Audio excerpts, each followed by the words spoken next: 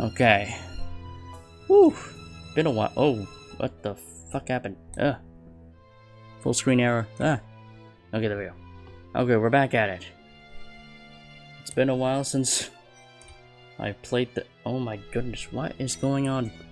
My full screen settings are not full screen.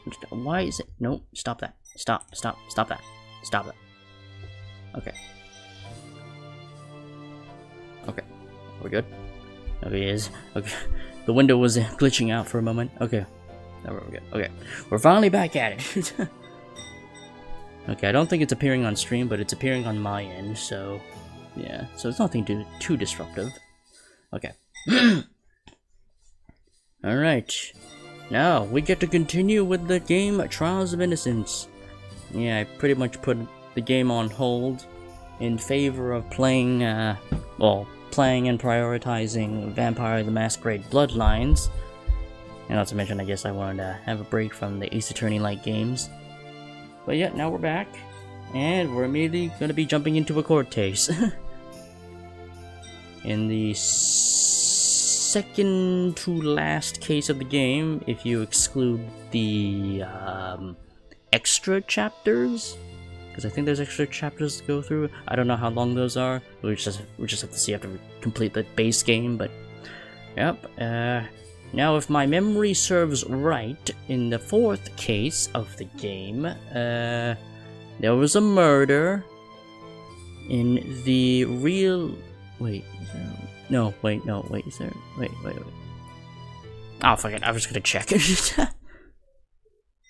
it the Robot Research Center? No, I already did that case. Actually, no, I did that case already. Yeah, because yeah. It's the mine shaft. Oh yeah, I now remember. It's the mine shaft incident where someone got murdered there. Yeah, and I believe... Annie Lemon is the one being accused of murder. And, oh yeah, she was accused of murdering the chief of her village. And mine shaft of all places. And yeah. And trying to check myself up on the other stuff. Nabuki. That's her name? Yeah, Nabuki. Mongolian descent. Famous singer and dancer. And natural photography. Photographer, Cash McConn's wife, Sophia McConn.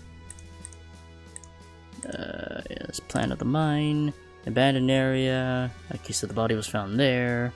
And there's the working section, telescopic platforms, shuttle cage is right there.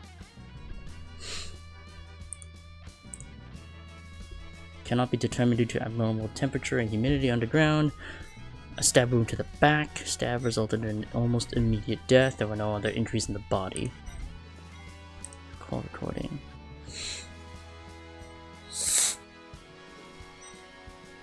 And we called Ultra Lemon.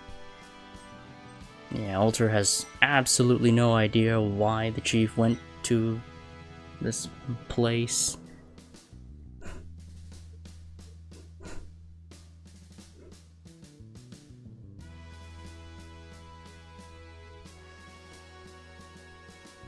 Okay.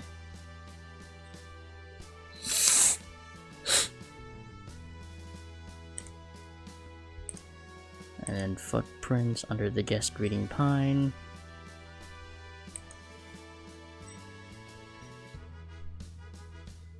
Work schedule notice. Closure days of the mine. Due to the visit of a popular star, an additional day off was... Okay. December 1st, 8th. Okay, and second was because Nabucco came over. For some reason. I think it was like an it's allegedly... Yeah, her visit to the mine was presumably for inspiration for some reason. That could be a cover. She could be the murderer. let's go up the platform to get close to the buckets, but it seems to be stuck. Okay. Mirror fragments. Inside of a bucket, we still don't know why they're there. Bucket dust has been wiped off one section of the chains for some reason. There's the chief. He was definitely stabbed in the back. World times.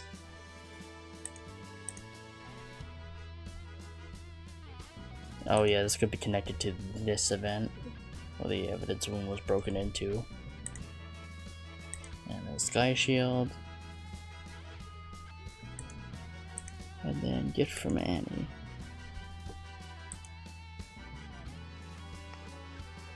The amulet was also.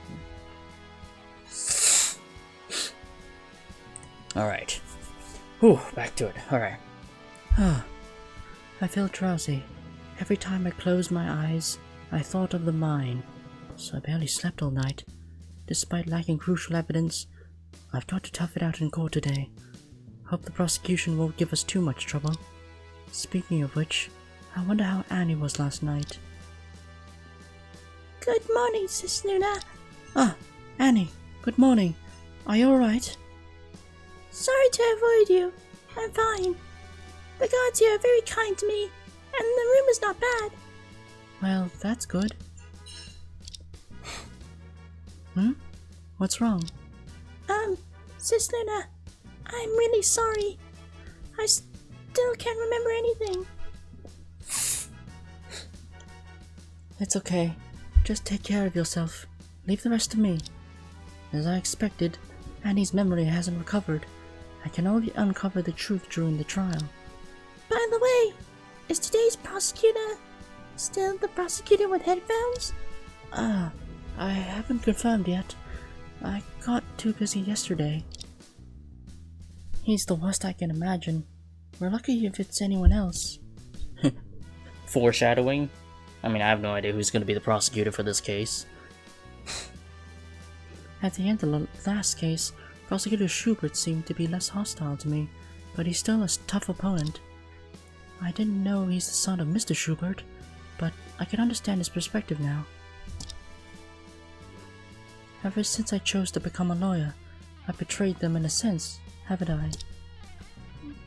Alright. Anyway, whether it's for Annie or for myself, I cannot lose today. 5 minutes until the court starts. Defendant, please take your seat promptly. It's time. I have to go first. Sis Luna, please do your best. Don't worry. No matter what happens, I won't give up. Yes.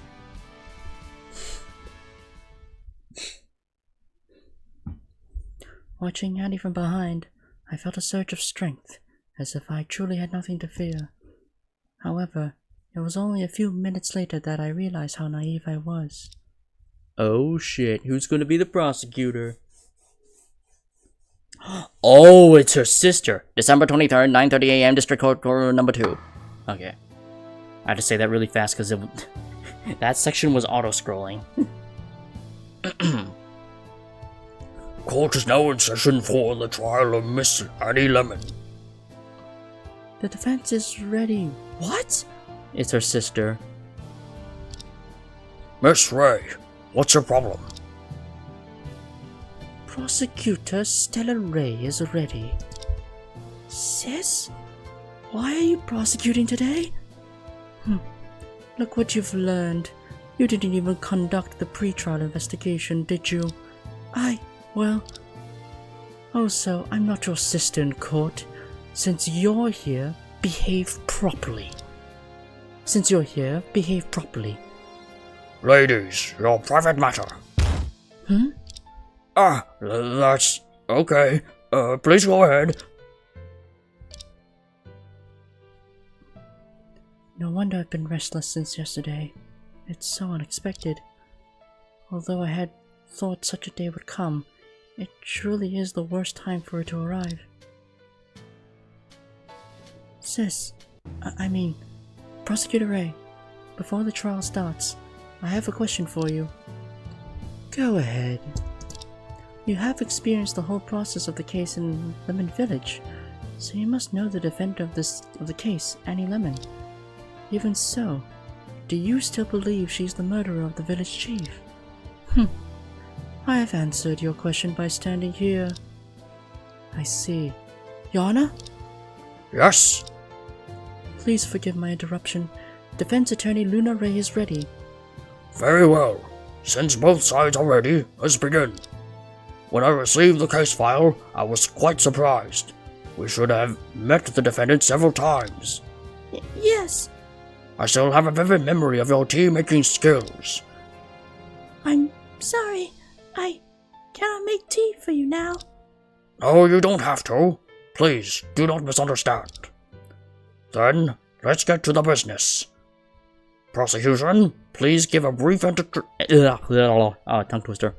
Prosecution, please give a brief introduction of the case. No need. Huh?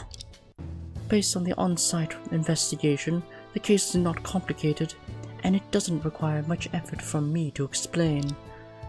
No need to waste time. Let's just call the witness to the court.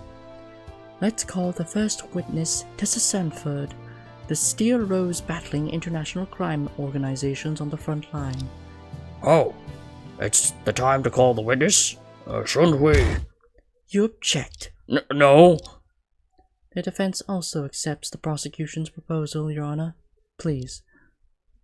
I don't even know what to say. Now please call the defendant. Now please call the detective in charge of the case, Tessa Sanford, to the court. Hi everyone, I'm back. Detective Sanford, thanks for your help during the investigation. Hey sweetie, how was the investigation going since you left the scene yesterday? Well, not much progress to be honest. Save the chit-chat for later. Forget it. I don't have time to wait for your recess. On my way here, I happened to bump into a few escapees, so I had my guys cuff them and hold them back. It's not urgent, but after testifying, I need to interrogate them. Why do criminals always end up in your path? I see. Rest assured, we'll handle it swiftly. I'll be relieved with your words. Shall we get started then? Alright, please begin your testimony regarding the crime scene. No problem.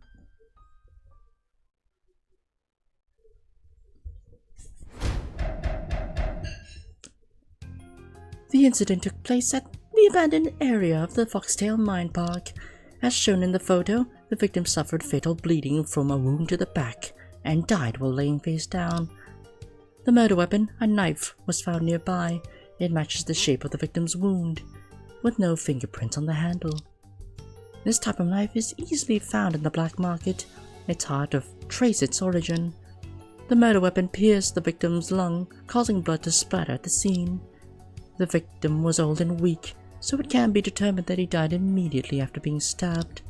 Shortly after the incident, the defendant was identified and restrained, with bloodstains found on her cuff. All the evidence indicates that the defendant is the murderer of this case. Well, it's hard to believe that such a girl would kill someone. But since the evidence provided by the police is so substantial, the court will proceed. Yes, when we caught the defendant, there were not only bloodstains, but also traces of soil and coal, typical in the mine. By the way, because the temperature and humidity of the crime scene are unusual, the forensic didn't establish the time of death, but it's not hard to speculate when the victim died. The above information is now at your disposal. Okay. Alright, so the autopsy report got updated. Yeah. It's worth mentioning that after being caught, the defendant's memory has been consistently unclear. The police couldn't obtain any valid statement from her, and she couldn't provide a detailed defense. Hold it! If that's the case, why is the prosecution so eager to charge against her? Wouldn't it be better to wait until she recovers? Usually, in such situation, we would try to postpone the trial until the defendant's memory recovers. But the evidence is conclusive, and the defendant was practically caught-handed, so we tend to initiate the trial now. What if her memory never fully recovers? Are we supposed to wait forever? I see. Excuse me for interrupting, but before the defense's questioning, there's something I'm puzzled about. The victim was quite old and had lived in a remote village for years. Why would he have come to the mine? It's also a question from the defense. Detective Sanford, did the police come to any conclusion after yesterday's investigation? Well, I need to explain the personal items found on the victim. First, the amulet was found around his neck. Huh? I've never heard of it. What's special about the amulet? It's... It's quite special, otherwise I wouldn't have brought it up. Inside the amulet there seems to be some storage space. It can hold very small items. So, what's inside? It is intricately made, and it must be opened with specific steps. Forceful opening might damage the item inside, so the police need more time to crack it.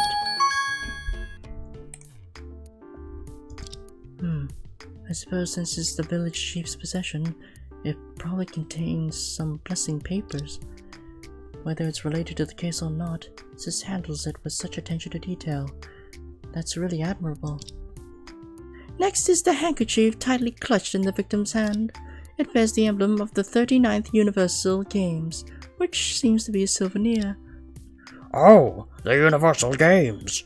The sports event held in Paris last year.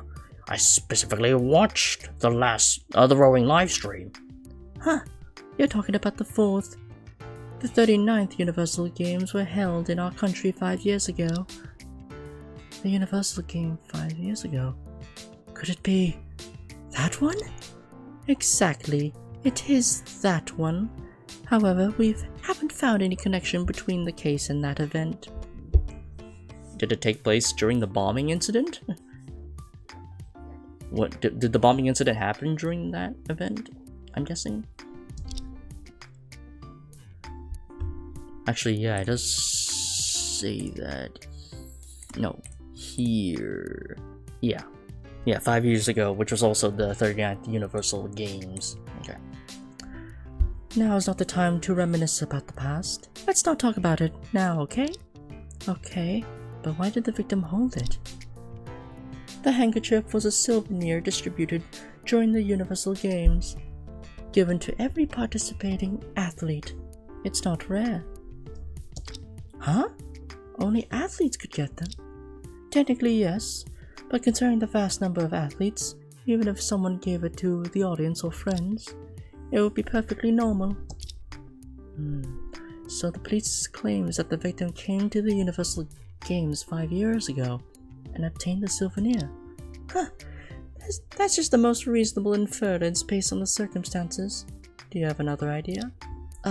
No.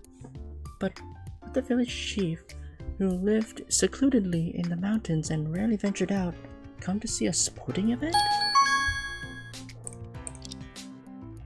Last, and most crucially, there was a card hidden inside the victim's pants pocket. As for its contents, see for yourselves. That pattern! Your family and friends are under our surveillance. If you want them to be safe and sound, obey the order. Please come to the Foxtail Mine Park at 7:30 a.m. on December 22nd. There's an abandoned area in the mine. Someone will meet you there. Oh, and they're gonna suspect that Annie's an agent of Sky Shield? Your family and friends are under our surveillance. If you want them to be safe and sound, obey the order. Please come to the Foxtail Mine Park at 7:30 a.m. on December 22nd. There's an abandoned area in the mine. Someone will meet you there. Oops. Ah, shit. Whatever. Oh. What? Could it be? A threatening letter? Exactly. Moreover, the sender of the threatening letter is quite influential. Please look at the bottom right corner of the card.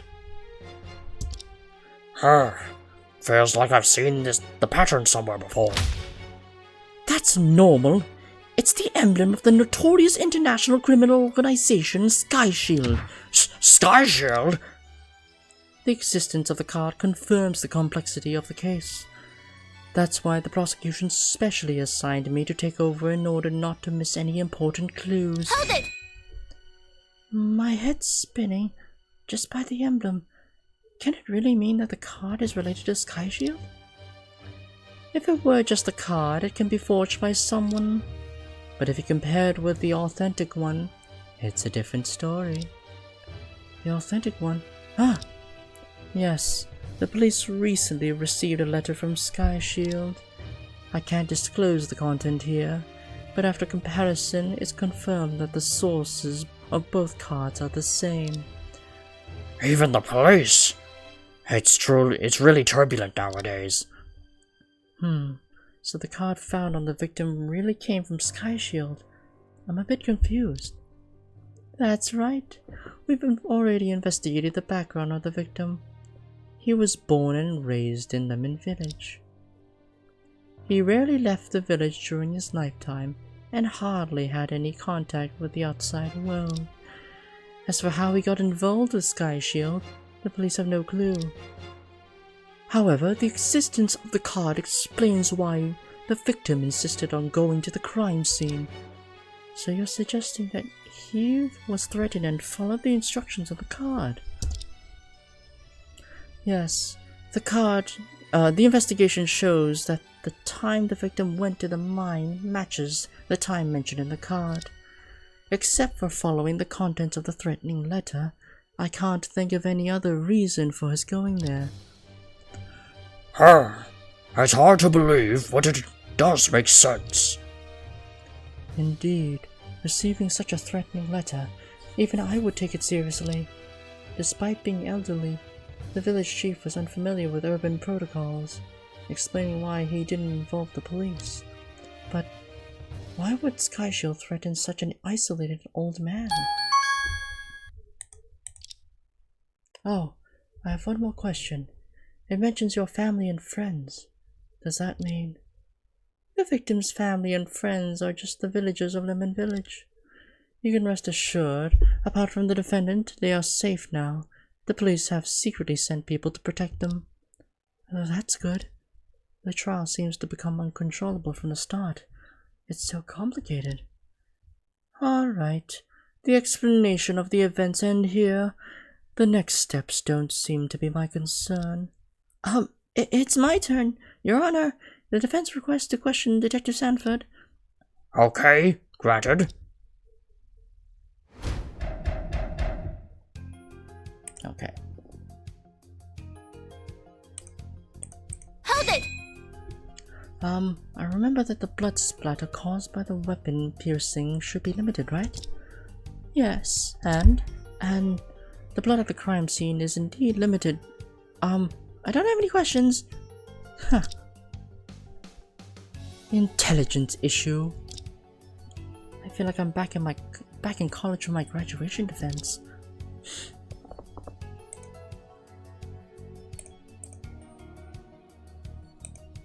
Hold it! Are you sure that the bloodstains belong to the victim? Are you joking with me? No, forget it. But it's possible that Annie happened to visit the crime scene and accidentally got bloodstains, right? Then tell me, why did she go there? And why didn't she report the body to the police? Well... And those bloodstains were splattered on, not smudged on. Use your brain before using your fists. I'll be right back.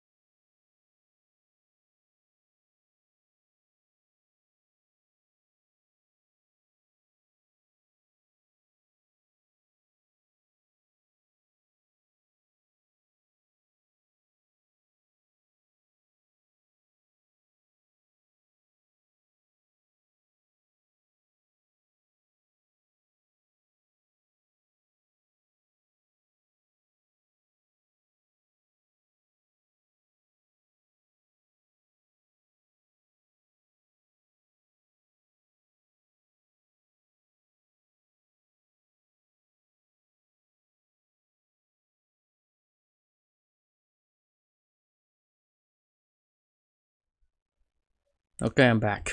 And there's a bot that needs to be taken care of.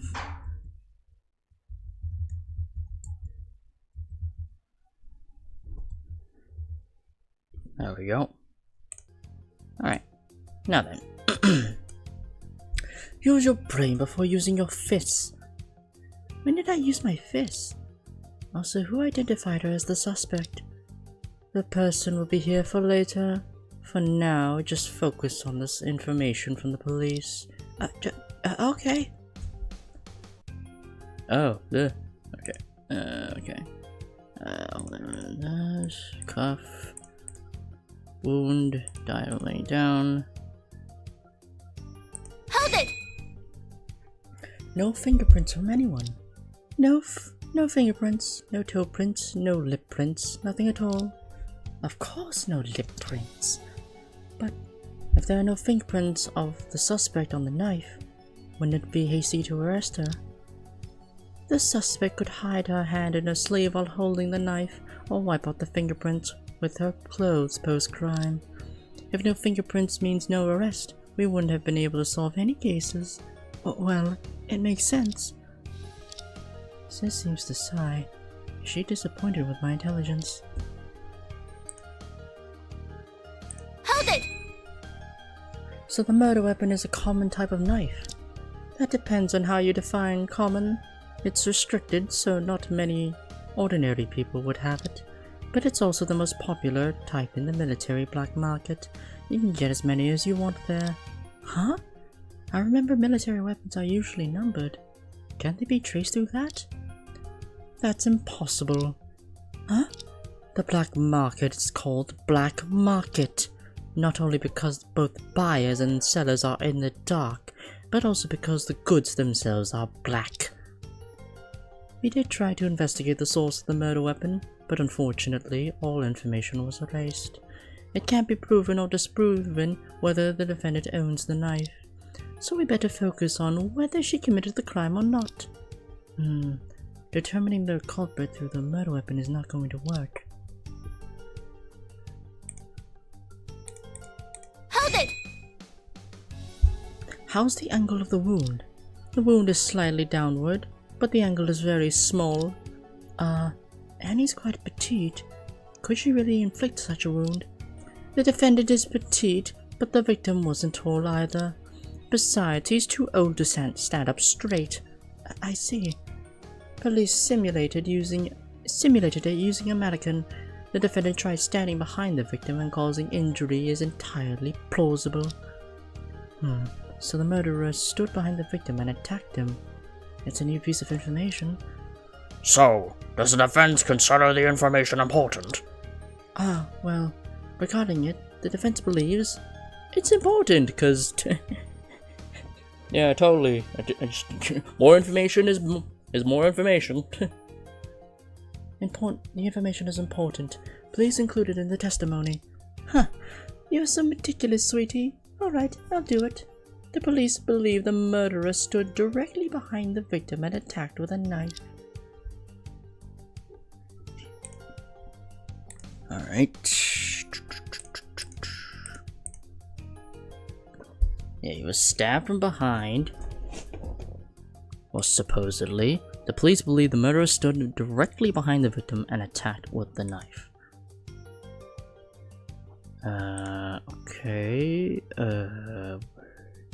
Does that contradict anything?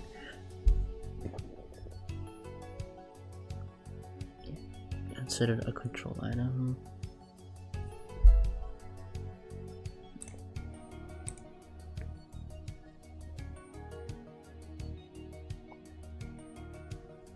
Stood behind the victim and attacked with a knife. Okay. I mean, so far that's what it looks like.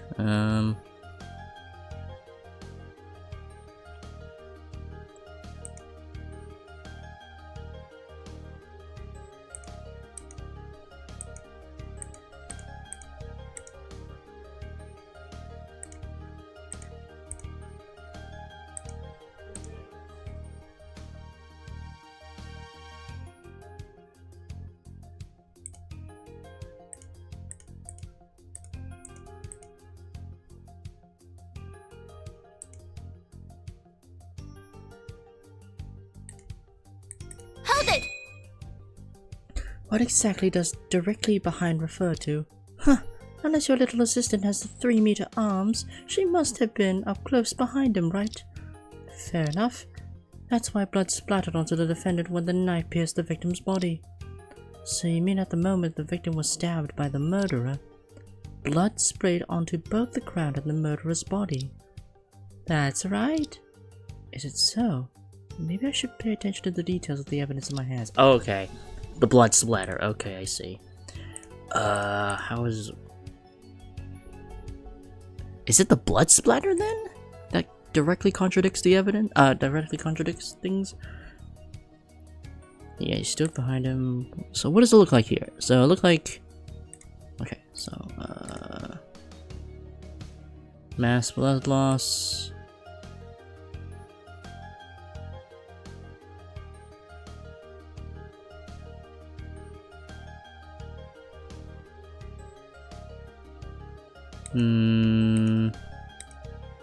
It's either I could present the photo. So he was stabbed and fell down.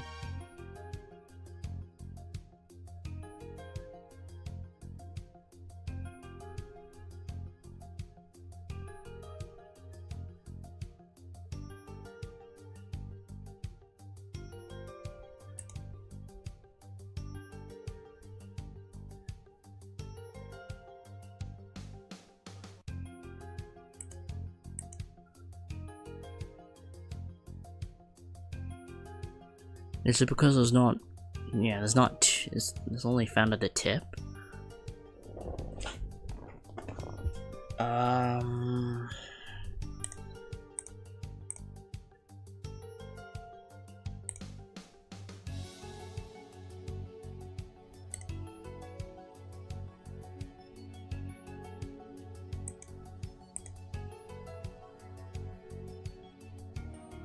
you done with it? Yes, I guess. If no other questions, I'll go back to the office, sweetie. Wait a minute, Detective Sanford! I have an important question that needs to be answered. Oh? Then go ahead and ask again. If I waste my time for nothing, there will definitely be something exciting waiting for you. You know. Is that a threat? Although Detective Sanford is not careless, there may be some minor details of the crime scene overlooked by her. The testimony has been almost exhausted.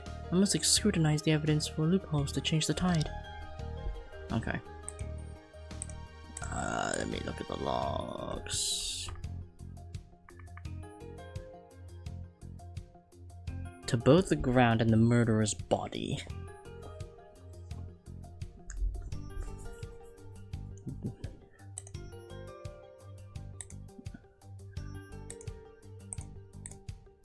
Both the ground and the murderer's body.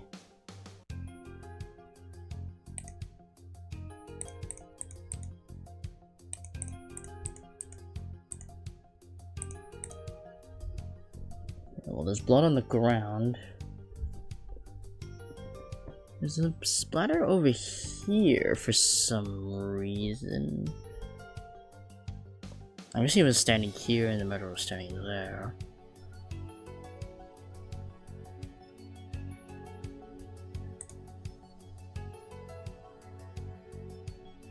So I've supposedly gone on to the murderer, but... Hold on. Is it this photo? I don't think it is this photo.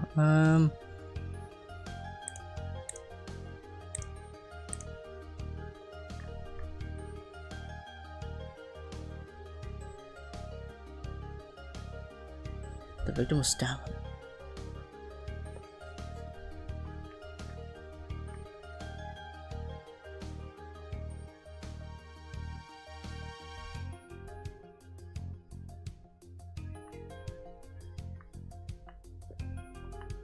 Splattered onto the victim's body. When the knife splattered onto the pierced the victim's body.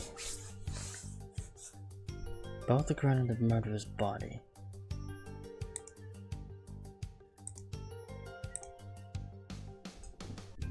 Because he was standing there.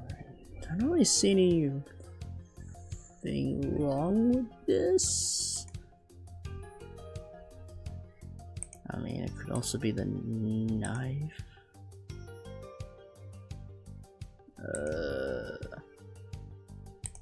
Hold on.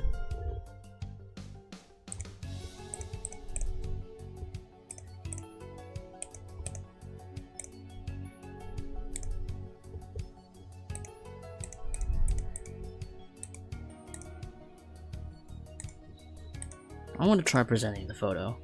Objection! Okay, so it is that. It must be the different bloodstain patterns in the photo. Detective Sanford, no matter how excellent you are, there are times when mistakes happen in the midst of busyness. Are you saying there are contradictions in my testimony? Yes, it's a very small detail, but we can't ignore it. Please take a look at this photo. It explains everything.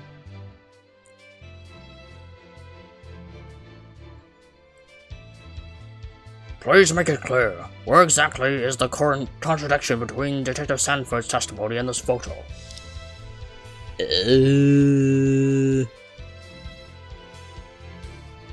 I guess here? That's it! You mean the bloodstain on the ground? Yes, the shape of the bloodstain proves that Detective Sanford's speculation is impossible. Huh? Bloodstains? What's happening?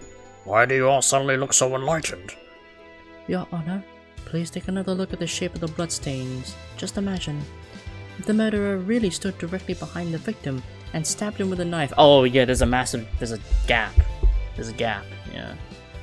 I think that's what was shown in the photo. If the murderer really stood directly behind the victim and stabbed him with a knife, once the blood splattered, the murderer's body would have inevitably been a blockage. Ah, I got it. The bloodstains on the ground are perfectly shaped. There's no sign of any blockage. Ah, okay, I see. It's a bit hard to tell. Maybe it's because of the lighting, but yeah. That's right. If the murderer really attacked them behind the victim, most of the blood would have splattered onto the murderer's body. However, only a small amount of blood was found on the defendant's cuff, while the blood at the crime scene remains full shape. It's unreasonable in any way. It makes sense. Did I really make a mistake? Okay, finally, we found a breakthrough. Then, hence, the defense asserts that there are still oversights in the police probe. It's best for us to adjourn and reschedule. Prosecutor Ray, do you have any objections? I must say, aren't you a bit impatient? You want to drag the trial until the next day after it started. Really? The defense has indeed discovered an impressive point, which is worthy of praise. However, it doesn't change anything, not a bit. Huh? Even if the murderer didn't attack from behind the victim, so what? Is the defendant clear of suspicion?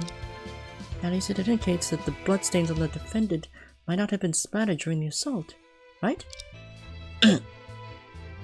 I didn't want to propose this hypothesis in the first place, because it's too cruel, but it is practical. What hypothesis? Listen carefully. A method that satisfies both stabbing from behind and not getting bloodstains on. Yeah, I'm guessing she's going to say that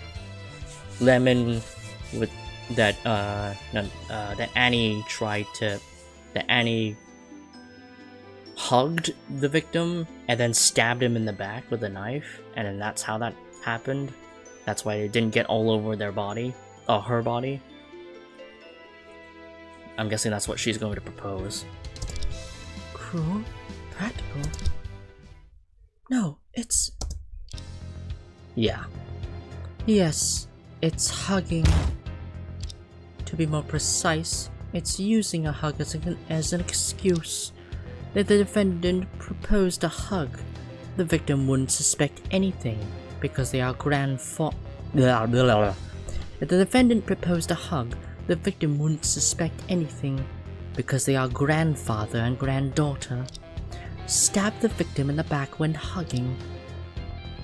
Only the defendant's cuff would have bloodstains, and the splatter wouldn't be obstructed, aligning with the evidence. What? The girl? Did she kill her grandfather in such a cruel way? Objection! The defendant killed the victim in this matter. Would the victim be in the posture shown in the photo? Objection! You're suggesting that a victim killed while hugging shouldn't be in a prone position. However, as long as the defendant slowly positioned the body on the ground after killing him, there wouldn't be any problems. Objection!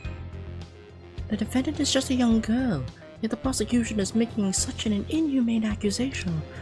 How could she calmly handle the scene after committing murder? Nonsense! Oh, soundtrack change. In the courtroom, we only discussed evidence, not humanity. If you think your client couldn't do it, prove it. If you only act on emotions and view everything through colored lenses, I seriously doubt what you've learned all these years.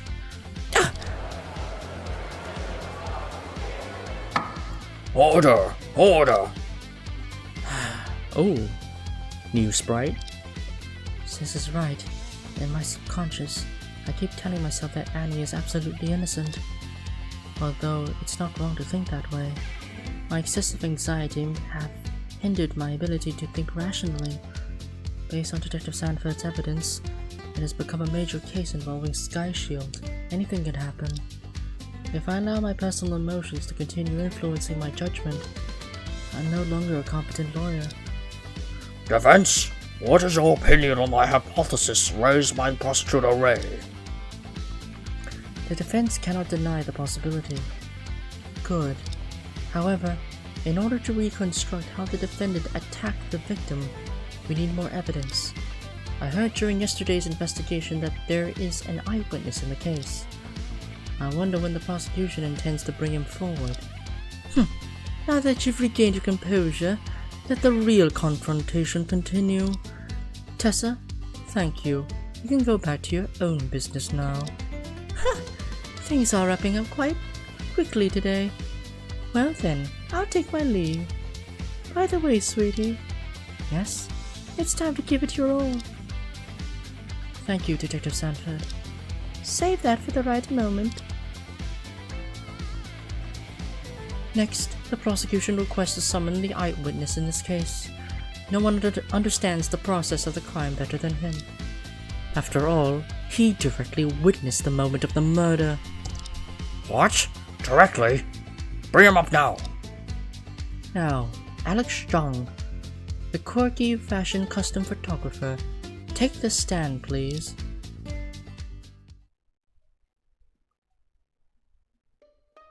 Hello everyone. As expected. Actually, wait, what voice did I give him? It's been a while. Did I give him the nerdy voice or did you give him this voice?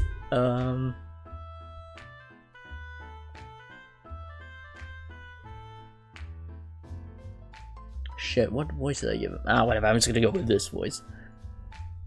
I thought you guys would have renovated the courtroom. Huh? Witness, photography is not allowed in the courtroom. Oh, your honor. The way you sit down in that seat is simply a perfect masterpiece. Come on, strike a pose of the ambassadors. What? What ambassador? Wisdom shines in your wide open eyes, and dignity shows in the elevated judge's seat. Oh, do I look so good? Send me the photo after. Wow, the attire of the prosecutor is quite unique. Come on, strike a pose of Joan of Arc. He dares to make fun of Sis. And what on earth is a pose of Joan of Arc?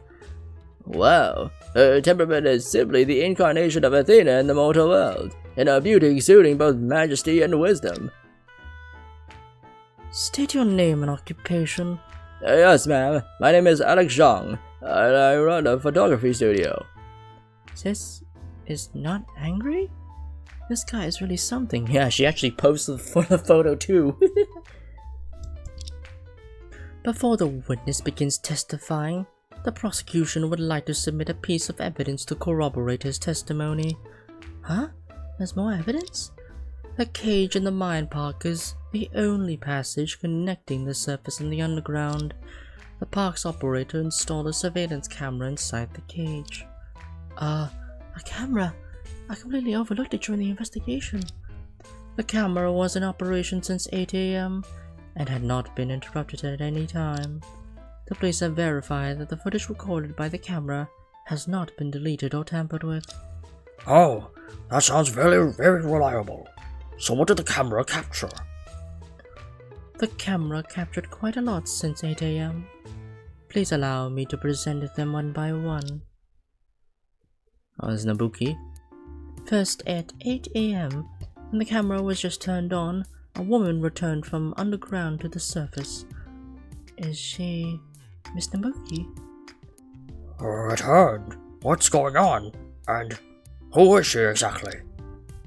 Due to certain reasons, we can't disclose the identity of this woman, but it can be confirmed that she returned to the surface well before the time of the crime, so she is not a suspect. Well, I still find this person somewhat suspicious.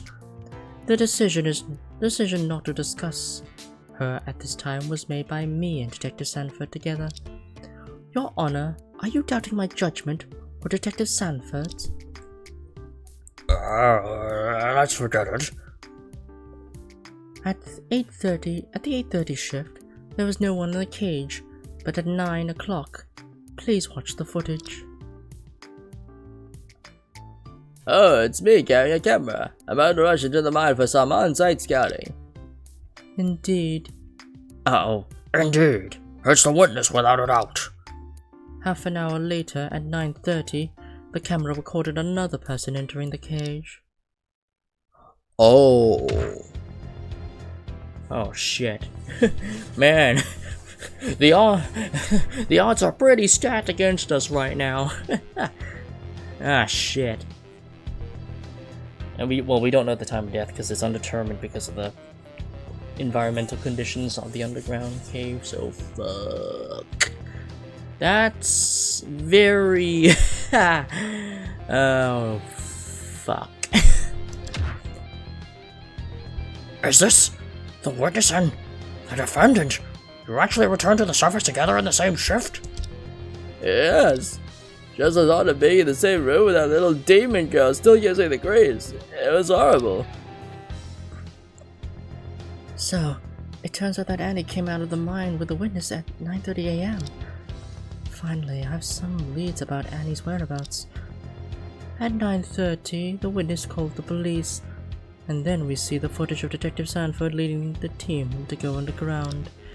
Only 3 pieces of footage shown above contain valuable information. Alright, accepted.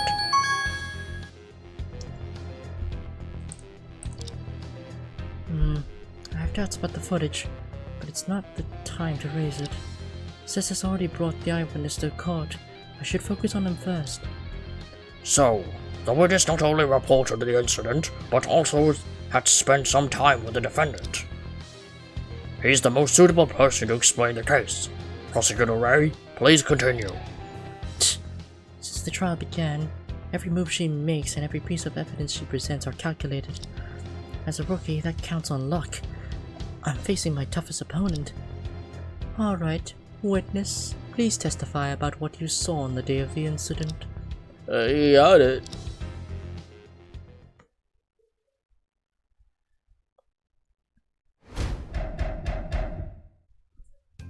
On the day of the incident, I went to the mine for work and I took the 9 AM cage down to the mine. The mine had poor lighting, so I started searching for suitable shooting spots right away. I searched for about 10 minutes and passed through a broken wire fence. The area ahead was the abandoned area, yes. As soon as I entered, I smelled something unpleasant and saw the shocking scene. There, an elderly man lay in a pool of blood, and the defendant stood beside him with a knife in her hand. Seeing that horrible scene, I instinctively pressed the shutter and then fled like the wind. I don't want to see that demon go for another second, so I ran straight to the surface. I see. Indeed. This is a very clear eyewitness testimony. What? You not only witnessed the incident, but also took a photo. Alright, since you have taken a photo, Show it to us. No problem. The moment of truth has arrived. Look closely, everyone, and strike a pose of mourning. What on earth is that? Well, shit. Man, this is gonna be really difficult to disprove this. Oh my god. Dim lighting, splendid composition. Everyone, take a look. What? How could there be a photo like this? This photo captures the decisive moment when the defendant committed the murder. Objection! Oh wait, this photo is indeed shocking, but it doesn't match the prosecution's earlier claim. The prosecution clearly stated that my client killed the victim in a hugging position. Objection! The prosecution merely suggested a hypothesis earlier. Specific inferences will change based on the evidence. Besides, I never claimed that this photo captured the moment of the crime. Is that so?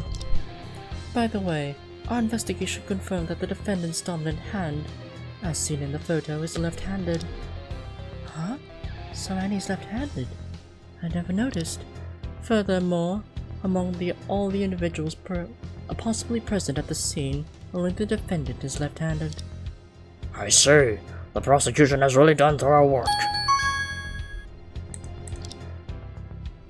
This is just a precaution to prevent the defense from causing trouble. That makes it difficult to argue that Annie in the photo was impersonated. Besides, in the photo, the defendant wasn't wearing gloves, but directly touched the weapon. However, no fingerprints were found on the handle of the knife recovered from the scene by the police. Oh, really? But what does that mean? The conclusion is obvious.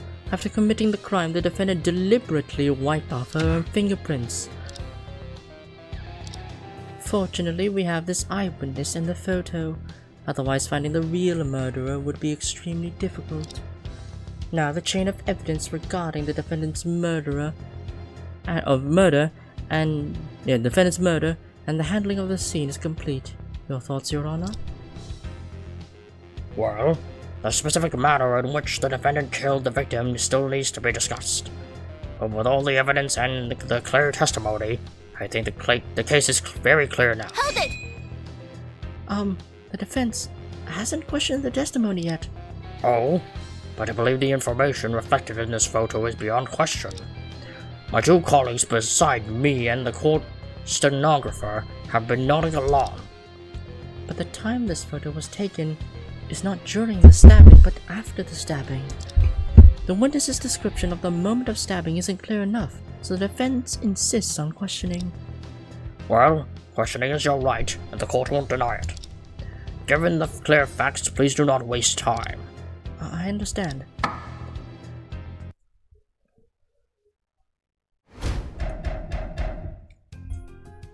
Okay. Let me look at the evidence. This is the cage, 8 o'clock, 9 o'clock, 9:30. Okay, so the death seemingly so the death was sometime before 9:30.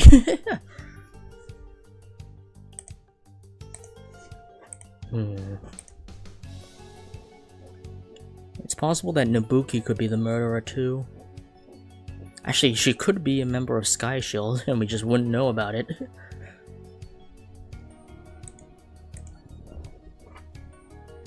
Actually, hold on. Yeah, she's going up, she's going down, and then going up.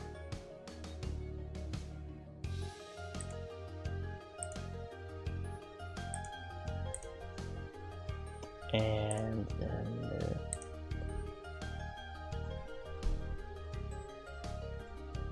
well, all the rest are right-handed. Okay. Yeah, that's gonna be pretty hard to disprove. She has it on the... Damn, that still does prove the hypothesis of hugging and stabbing. Because she has it on her elbow. That's gonna be tricky. Okay.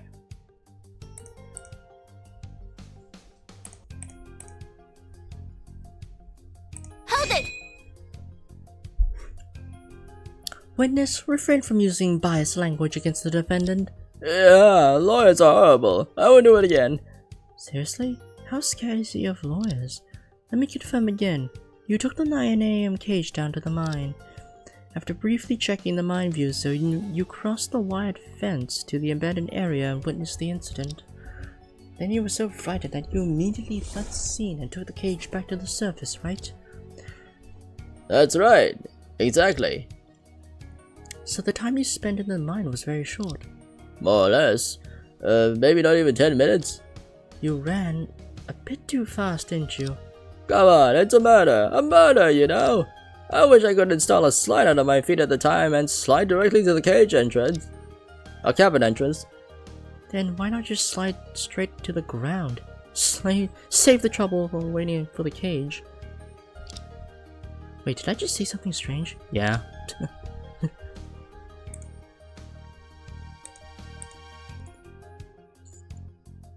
Hold it! Where did you go during those 10 minutes? I didn't go far, mostly in the mine view zone. I checked a few spots and then moved on. Then why did you have to cross the wire fence? Did it look like a good spot? My client wanted backgrounds as dark and narrow as possible, so I tried my best. Is your client Mo? Next to the wire fence, there was an entrance blocked by an iron fence. I wanted to check there first, but my size made it impossible to squeeze through. He is wider than Plum and me combined. How could it be possible for him to squeeze through? Hold it! Did you find them later?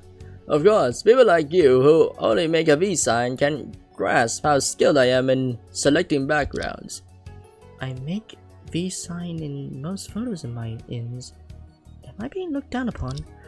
Come on, talk about is like finding light in a dim mine. Finding what? That's it. The searching gaze in the darkness truly shines. Look at the straight back and waving arms. You're like a dark goddess descending, admired by all. Am I? See, even the limited conditions of a courtroom, we photographers can capture stunning photos. Got it, I guess. Hold it! When you say work, do you mean photography? Why did you have to go down to the why did you have to go to the mine for that? You wouldn't understand. Nowadays clients want everything customized. I've seen plenty of strange requests. It was also my first time to meet a mine-themed wedding photo shoot, so I need to check the spot. Taking wedding photos in a coal mine? They don't want the dress after that, do they? Can you really take photos in a mine with such dim lighting? Do you need powerful flashlights? No, high-power flashlights would ruin the overall atmosphere of the photos and might even blind the clients. Such locations with no natural light or power supply are a severe test of a photographer's skills. I was saying... The key is to adjust the camera to the right sensitivity to ensure the image isn't too dark or has any noise. Witness. And you also need to find the most suitable white balance in the dim mine. Do you know the white balance? It's... Nonsense! We are in a courtroom, not a photography association. Focus and testify. Okay. The courtroom is a horrible place. Seems like you can't stop talking about photography. I better avoid this topic.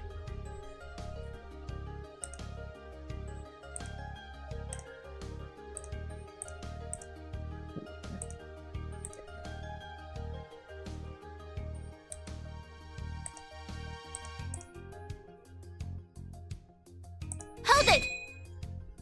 You were so scared, then how did you manage to take such a clear photo? Don't underestimate me. My hands are made for holding a camera. Even if my legs were shaking, my hands wouldn't shake at all. Is that the so-called human tripod? Regrettably, I couldn't concentrate or compose the shot carefully, and at that moment I simply clicked the shutter based on instinct. Otherwise, the composition could have been more layered. What's the point of having a layered composition in a crime scene photo?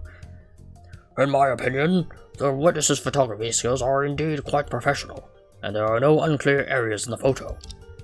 Let's put that aside.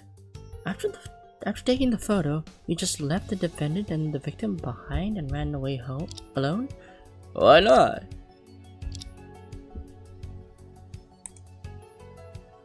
Hold it! Calm down. Can you please describe the situation at the time? I was freaking out. I was on the verge of a breakdown. Ugh. Objection! Defense, please refrain from pressuring the witness. There's no need for a description of the situation. It's clearly shown in the photo. Objection sustained. Defense, please pay attention to the witness's emotions. Sorry, I will. Anyway, I was really freaking out. Totally overexposed. How can a person be overexposed? Just to confirm, did you witness the moment of the defendant killing the victim? Of course not. Huh? You didn't see it? I know you were trying to trick me into giving false testimony, and then refute me. I won't be tricked this time. I didn't see it with my eyes, but my camera is more reliable than my eyes. I haven't even figured out how to trick him yet. Hold it! Unpleasant smell. Witness, do you mean the smell of blood, right? The smell of blood? As a photographer, can you really tell the smell of blood? It has nothing to do with my vision. I smelled blood before. That smell was too awful. Even when you put a hot dog in front of me, I wouldn't mistake it. Why would I do that? You're not a police dog. So, when the victim arrived at the abandoned area... when the witness arrived at the abandoned area, the crime had already took place. Given the photo he submitted, the time of the incident was undoubtedly before 9 AM. I can't refute that. And then, I saw that horrible scene. Please calm down. How can I calm down when I'm calling such a horrifying scene?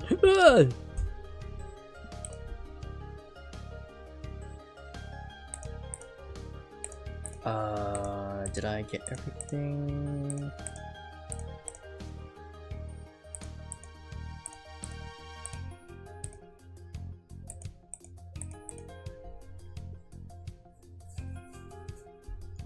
Hold it! When you say a word, you mean... Oh wait, no, I already got through that one. Nonsense! Yeah, Hold it! where did you go during the... Oh wait, no, I already seen that one.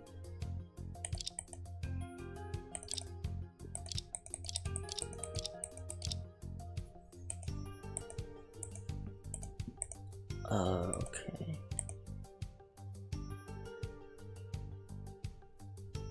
When was this photo taken?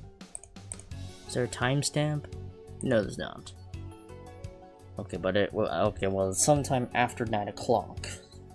Sometime after 9 o'clock. Alright. Yeah, some freaking out.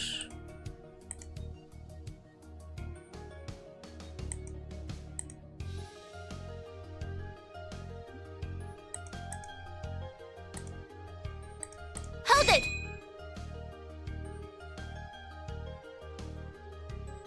You were so scared, then how did you manage to take such a clear photo? Don't remember. Oh wait, no, I already seen that one. Okay. Unpleasant.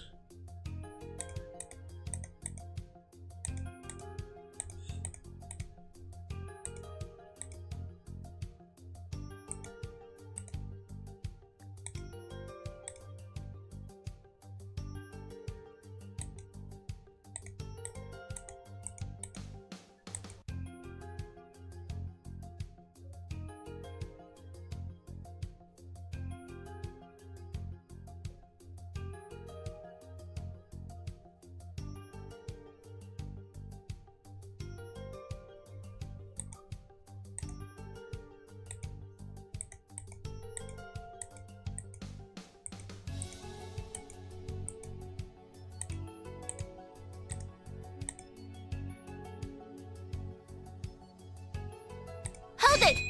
Let me just reread these. Objection!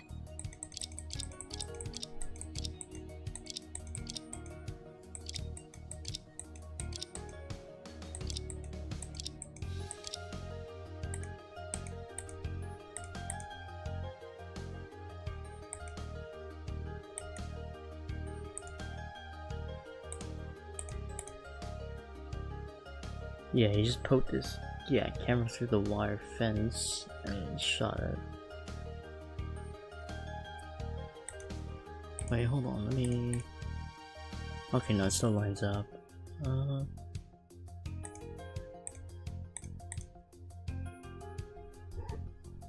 Yeah, the metal's right, the item's there.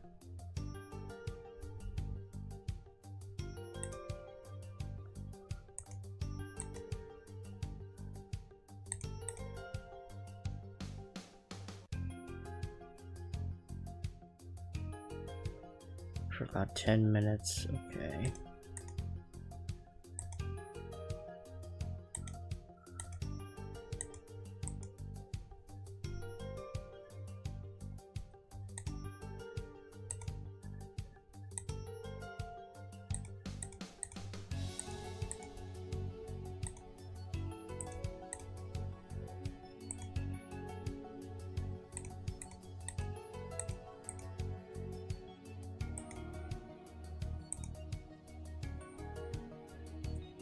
Ran straight to the surface.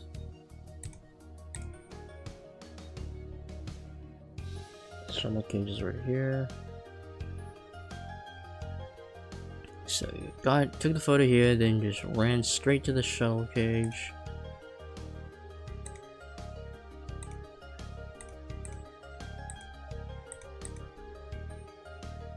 But then he got on this cage with her.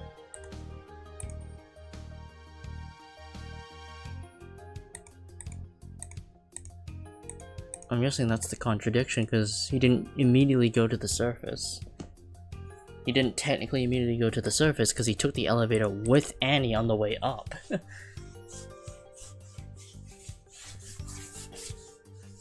Yeah, because he said he was looking for 10 minutes, and then he just ran straight up.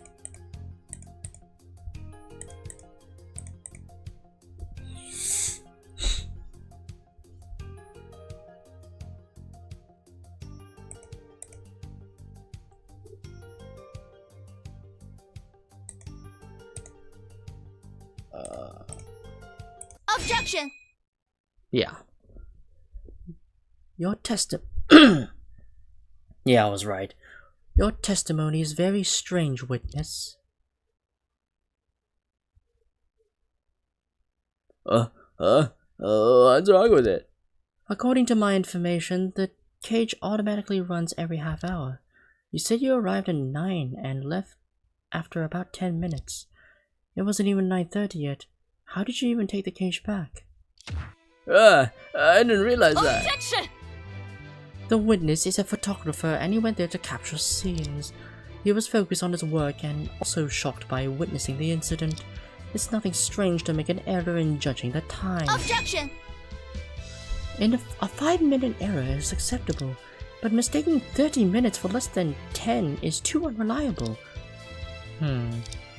So you claim to rush to the cage entrance after taking the photo, correct?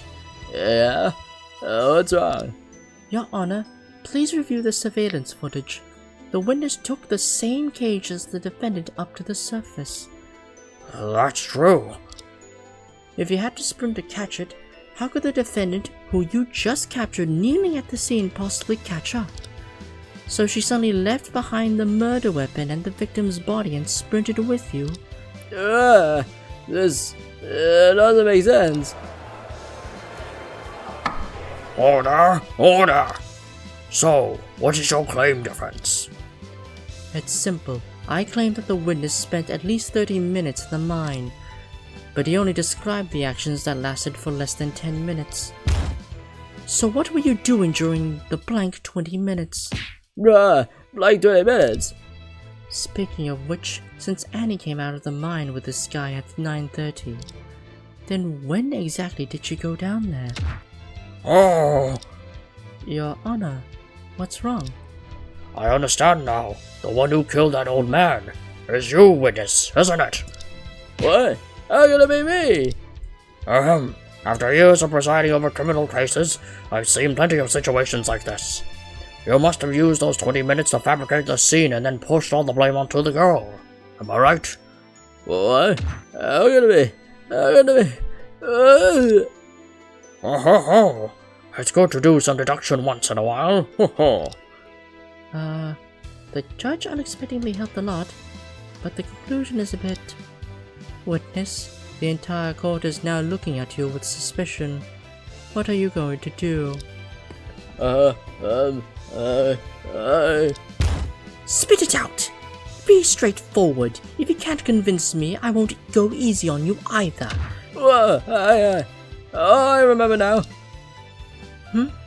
What do you remember? That was in like 20 minutes. I got lost in that fabricated scene. Hey, Anna, please allow me to testify again. I really remember everything this time. Are you sure? I still find your behavior very suspicious. Make sure to clarify your testimony this time. Got it.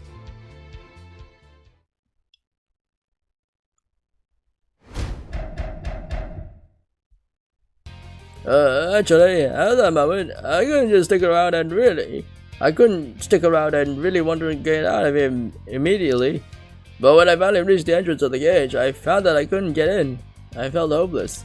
And then, well, if I was to say, I fainted right in front of the cage. Think about it now, it is really terrifying. If that demon yet had stabbed me, I wouldn't be here now.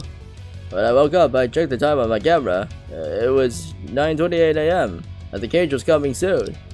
But just at that moment, the demon girl suddenly appeared, and then she got in the cage together with me. Can you imagine my fear during those 30 seconds with her? I worried she might stab me with a knife. You're lucky to be unarmed.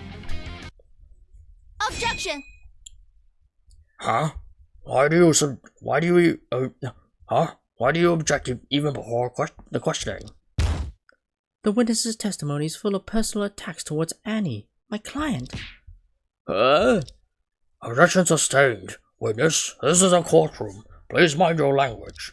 Well, okay, I will. Don't be harsh on me. Alright, defense, calm down. Huh? Your Honor, this photo is a masterpiece of a portraiture with combination of your majesty and kindness. I'll call it the back view in court. Oh, is it really that good? But you are taking a picture of his front. Witness, please immediately correct the words including personal attacks in your testimony. Okay. This testimony indeed sounds a bit more rigorous now. Defense, in order to avoid overstimulating this sensitive witness, please be cautious in your questioning as well. Okay, I will. So, please go ahead.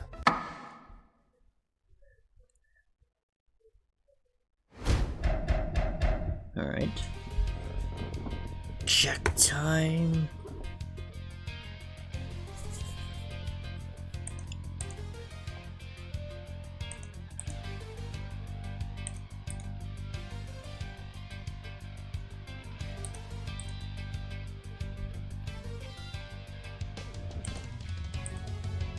Hold it! Are you saying you fainted? Yes, I still had my precious DSLR camera with me when I fell. Fortunately, it didn't get damaged. But think of it now, my life is probably more important, isn't it? You really doubted your life was worth less than your camera. Anyway, everything went black when I fainted, and I don't remember what happened after that. No matter what, you're a big man over 1.8 meters tall. Are you really scared like that by a little girl? Hey, you never know what's going on inside someone's mind. What if she's someone like the Hulk? If so, it would have made a difference even if I'm 2.8 meters tall. What nonsense is he talking about? Hold it! Why do you have such thoughts? She just yelled someone. If she found me witnessing, wouldn't it be natural for her to kill me for silence? She's just a little girl who's at least a head shorter than you. Even if she has a knife, she may not be able to beat you, right? Who knows? What if she's a female warrior with unparalleled martial arts skills? Or maybe she has the force in her knife and can turn it into a lightsaber. Okay, that's just a Star Wars reference. Is his mind really okay? So after you fainted, did you notice anything unusual? Objection! Have you lost your mind? How can an unconscious person notice anything unusual? I'm just checking. The prosecutor's right. I was completely unconscious. I didn't have any sensation at all. Hold it! 9:28 a.m. How could you remember it so clearly? Of course, because it was extremely important to me. I needed to know how much longer I had to stay there before I could leave. And then you noticed that the cage was about to arrive. Yes, I took 2 minutes to confirm that my camera wasn't damaged and that there was no one around. Just as I looked up, the cage arrived and I rushed inside without thinking. Hold it! So, what you described is what was shown in the surveillance footage, right? That's right. I walked up to the cage when I heard someone calling me from behind. How did she call you exactly? It was the voice of a little girl. She said, "Mister, please wait for me. I'm going up too." Thinking about it now, her voice was kind of beautiful. Sounds like capturing the moment a shooting star streaks across the sky. Less subjective evaluations, more objective descriptions. Okay. I was wondering why there couldn't be someone else here back then. When I turned it back, it was that girl at the scene just now. And before I could react, she had already walked next to me. Did you notice her appearance at the time? For example, how was her expression? Were there any marks on her body? Seriously, how dare I look at her? I was so scared that my whole body inverted. Inverted? No need to understand that. You just need to know that the witness was frightened at the time. Oh, I see. So Sis also doesn't understand what he's saying. Hold it! Were there only you two in the cage at the time? Yes, if there was someone else there, I would definitely be shivering behind them.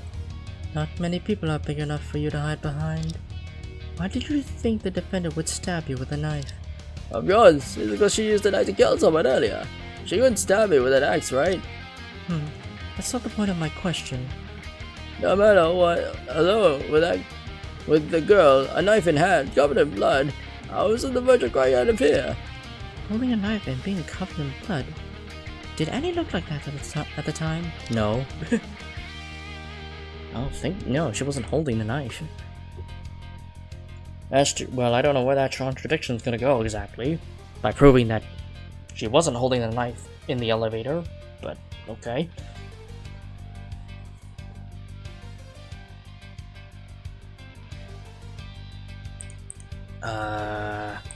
Stabbing, really hopeless.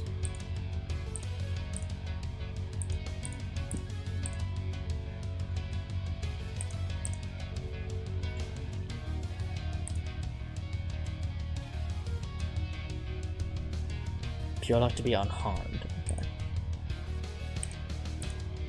Objection! Yeah. Witness, if possible, I hope your testimony can be more objective. What do you mean? What I mean is that so far, all of your testimony is more or less based on your speculation. What? You've been repeating that you were afraid of being silenced by my client. You also mentioned being afraid that she would stab you with a knife in her hand, right? Of yours, isn't it natural? No, this kind of fear would not happen to anyone with normal vision and memory. Oh? Why? Your Honor, please look at the surveillance footage from the cage.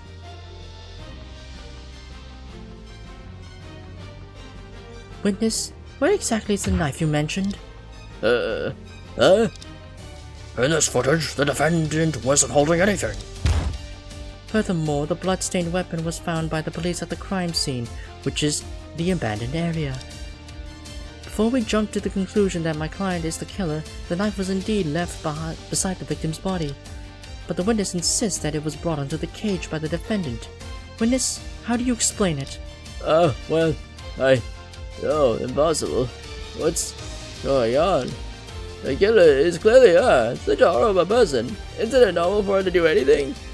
I don't know if she had a knife in her hand or not, but I just felt like she was dangerous. Don't you think so? Enough! Your Honor, the witness's words on Nudge have already proven that all of his testimony are all based on the assumption that the defendant is the killer. In this situation, it's difficult to determine how much of his testimony is based on fact and how much is merely imagination. Are you really intending to adopt this testimony, which is full of loopholes and assumptions? What? Order! Order! Witness, I have to admit the defense's argument is reasonable. Due to your recent trauma witnessing the murder scene, the court won't fault you for the twice inconsistent testimony. However, I really can't verdict simply based on your exaggerated testimony. Objection! Witness, I've warned you repeatedly before the trial to testify truthfully and not to exaggerate in court. Did you just regard my words unimportant and brush aside them? Ah, so terrifying. Even if the credibility of the witness's testimony is doubted, the photo he took of the crime scene is indisputable. As long as the photo exists, the defendant's suspicion won't be any less. Well... Objection! If we ignore the witness's emotional accusation and only look at these images, is the defendant really that suspicious? Phew, after being pushed and suppressed so far, I finally found a breakthrough.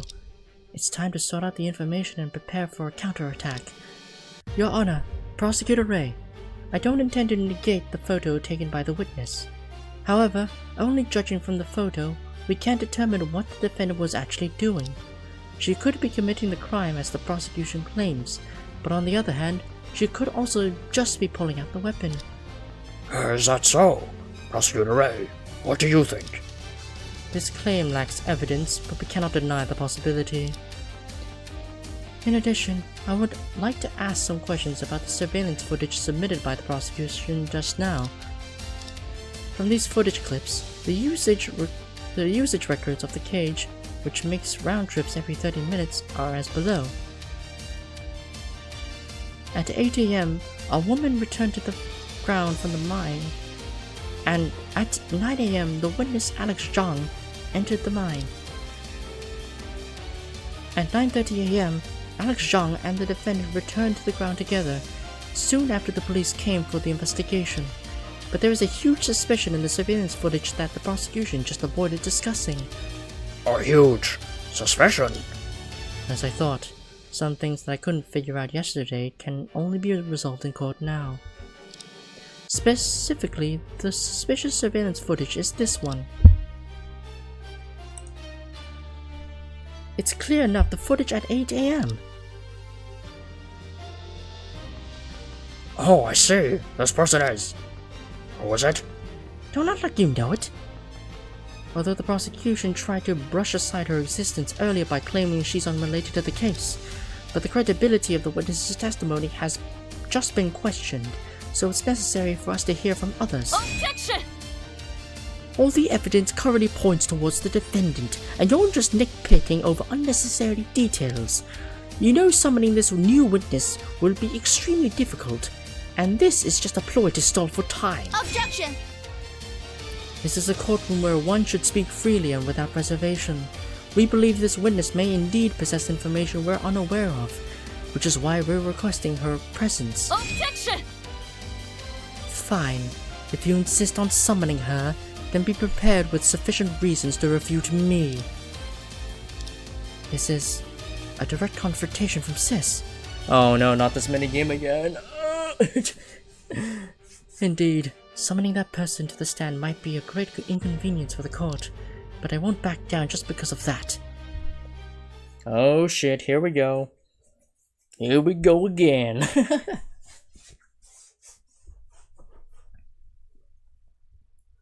让我看看吧，你到底是不愿正视事实，还是真的有这么做的充分理由？好，姐姐。不，雷姐，我接受你的挑战。哼。首先，这位女士身份特殊，警方认为她涉案的可能性极低，才未曾登 A 记。 unique identity. Oh, it's only 3 this time. Objection！ 就算可能性极低，也并非为零。既然她出现在了现场，就有必要接受调查。Objection！ 检方正是因为已经仔细调查过她，才认定没有请她出庭作证的必要。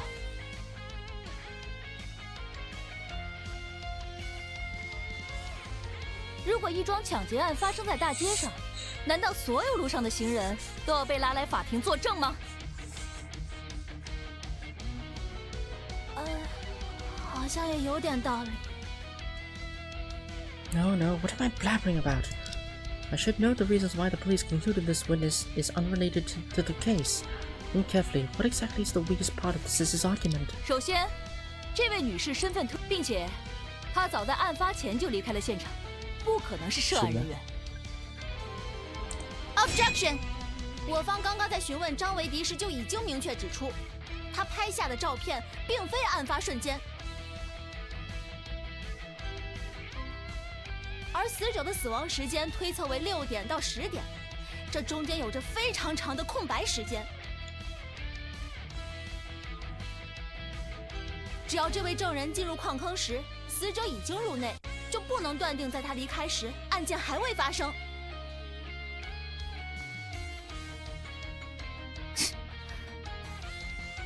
确实，你这一点说的没有错。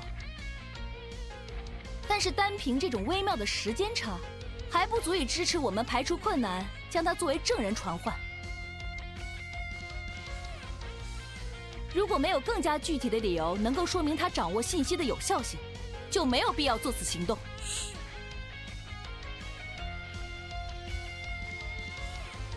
More specific reasons? Let's see what Sis will say. Our next round of attack is about to begin.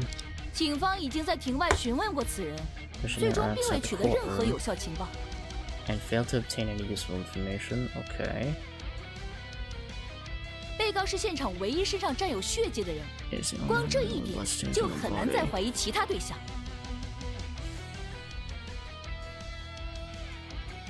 而反观这位女士，摄像头内能清楚地看到她身上没有一点可疑痕迹。她身上已经不存在疑点，也没有信息可发掘了。Objection! Maybe I should have objected at the second to 就算这位 last 证人 one. 身上暂时没有疑点，却不意味着他没有信息可挖掘。Maybe I should tackle the third one. Okay. Objection! 图像上已经显示了，他在离开时是独自一人。这种情况下，他能说出什么有效信息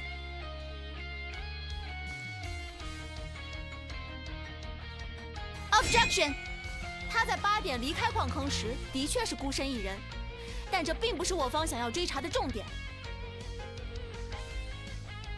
重点在于，他是在何时和谁一起进入的矿坑。Oh, is that actually the right one? 原来 Oh, okay, wow. Lucky yes. 那这个问题，你已经有答案了吗？ Do you have an answer to that? 当然，这位女士是乘坐更早一班7点30的升降机下矿的。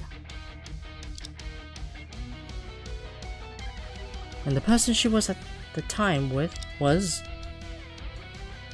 Hold on, let me... Oh, I can't look at my evidence. Okay, well, I'm just gonna say the chief.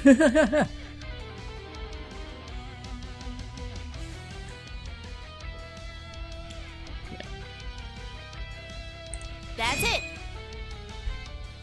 在我们讨论的监控录像中，死者进入矿坑的身影从来没有被记录过，而死者能够出现在矿下遭人杀害， Yeah. 我们必须要讨论他前往矿坑的方式。而图像中的这位女士，我在昨天的调查中已经见过面，她可是亲口承认过，自己曾在升降机里遇到了死者，并和他 Oh, yeah, 短暂 that 的 too, 共 yeah. 处一室。 She did say that. What? This is crucial information. Oh, wow. That was surprisingly more easy this time. Yeah, okay. I thought I was gonna get fucked over royally, but okay. That segment was surprisingly easy, okay. I'm well aware that even if she testifies to having seen the victim, it won't be of any help to the situation. After all, the police have already questioned her outside the court and didn't find any valuable information. The reason I insist on bringing her up here is because of another matter that I'm even more concerned about. Well, since the individual is so crucial, have both sides clarified her identity? Of course, she's none other than the current rising star, Nabuki. What? That big star went to such a place? Kabuki, isn't she the popular singer who recently won on Happy Voice? Well, I love her songs and dances. I watch every show. But she went to the scene of a murder case. Why? Order! Order! Your Honor, although Miss Nabuki left the mine at 8 a.m., as the prosecution just admitted, the photo was taken by Alex Zhang might not necessarily depict the moment of the crime. Miss Nabuki's departure still falls within this time frame. I believe it's necessary for us to hear her testimony. I find the defense's argument reasonable. Prosecutor Ray, what's your opinion?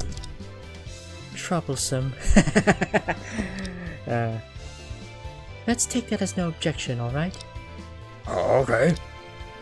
Miss Nabuki's schedule is very tight. It's not easy to ask her to testify. In that case, shall we adjourn for 10 minutes? 10 minutes? Impossible. She won't make it within an hour. That's a bit tricky. If we adjourn for an hour, she might as well reschedule for another day. Huh? Can we really get away with it like this on the first day? No need for that. The prosecution has prepared an alternative witness. You can question him after the adjournment. I see. Prosecutor Ray is indeed considerate. I might have overthought. Alright, the court will adjourn for 10 minutes. The prosecution should be ready to summon the witness during the time.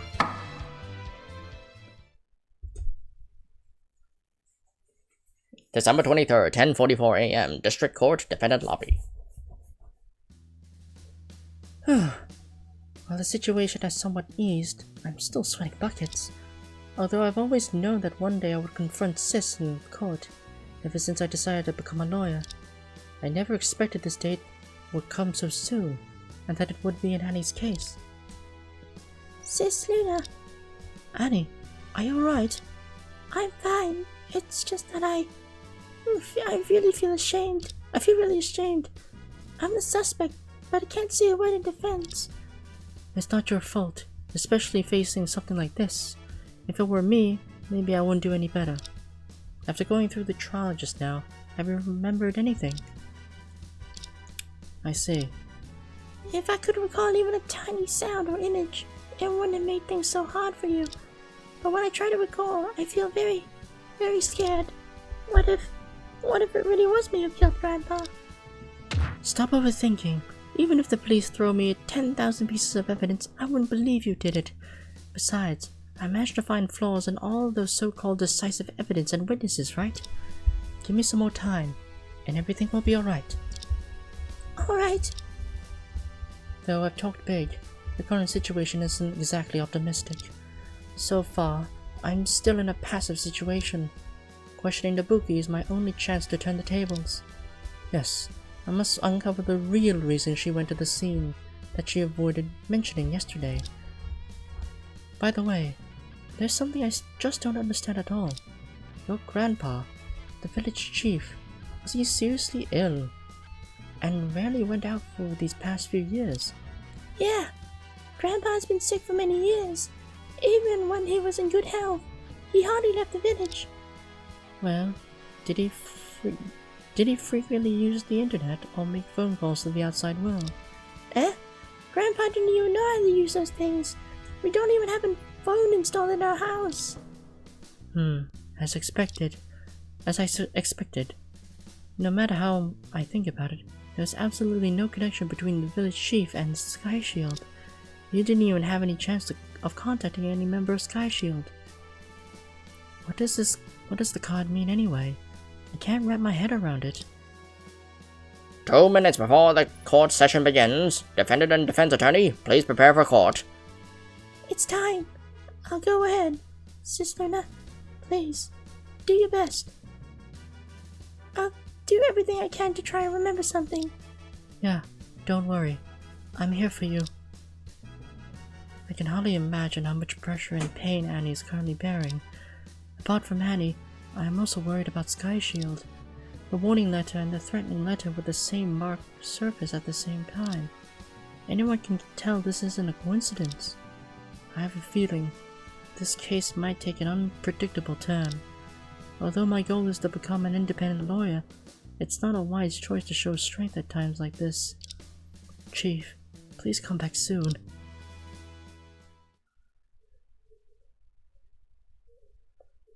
December 23rd, 10:54 a.m. District Court, Courtroom number 2. Alright, court will now reconvene for the trial of Miss Annie Lemon. Prosecutor Ray, how are we doing with the witness? The procedures for Nabuki's appearance have been arranged, but she's expected to take another half-hour to arrive at the court. Before that, the prosecution has decided to call another witness to testify. I see. And who is this witness? Please welcome Cash McCon, the owner of the Foxtail Mine Park, to testify in court. So it's Mr. McCon.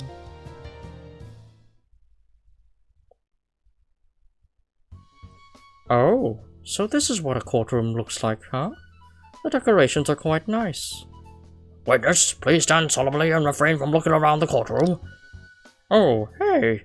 That hammer you got there looks pretty nice. How much? I'll buy it. Huh? Oh wait, no, that's not his voice. It's not the pompous voice. It's this voice, I think. Yeah. How about 30 grand? It looked great on my desk. I can bang on it whenever I want. Look all important. 30 grand? The gavel is public property. It's not for sale. Oh, well, that's a pity. Mr. McCon, we didn't call you here to buy souvenirs. What? Not for that after all. You really did come to buy souvenirs, huh? Anyway, witness, please state your name and occupation. Well, I'm Cash McCon. I'm an investor and CEO, and I own the Foxtail Mine Park. Your name and your status are a perfect match. Oh, come on. Perfect is a bit too much. You're flattering me.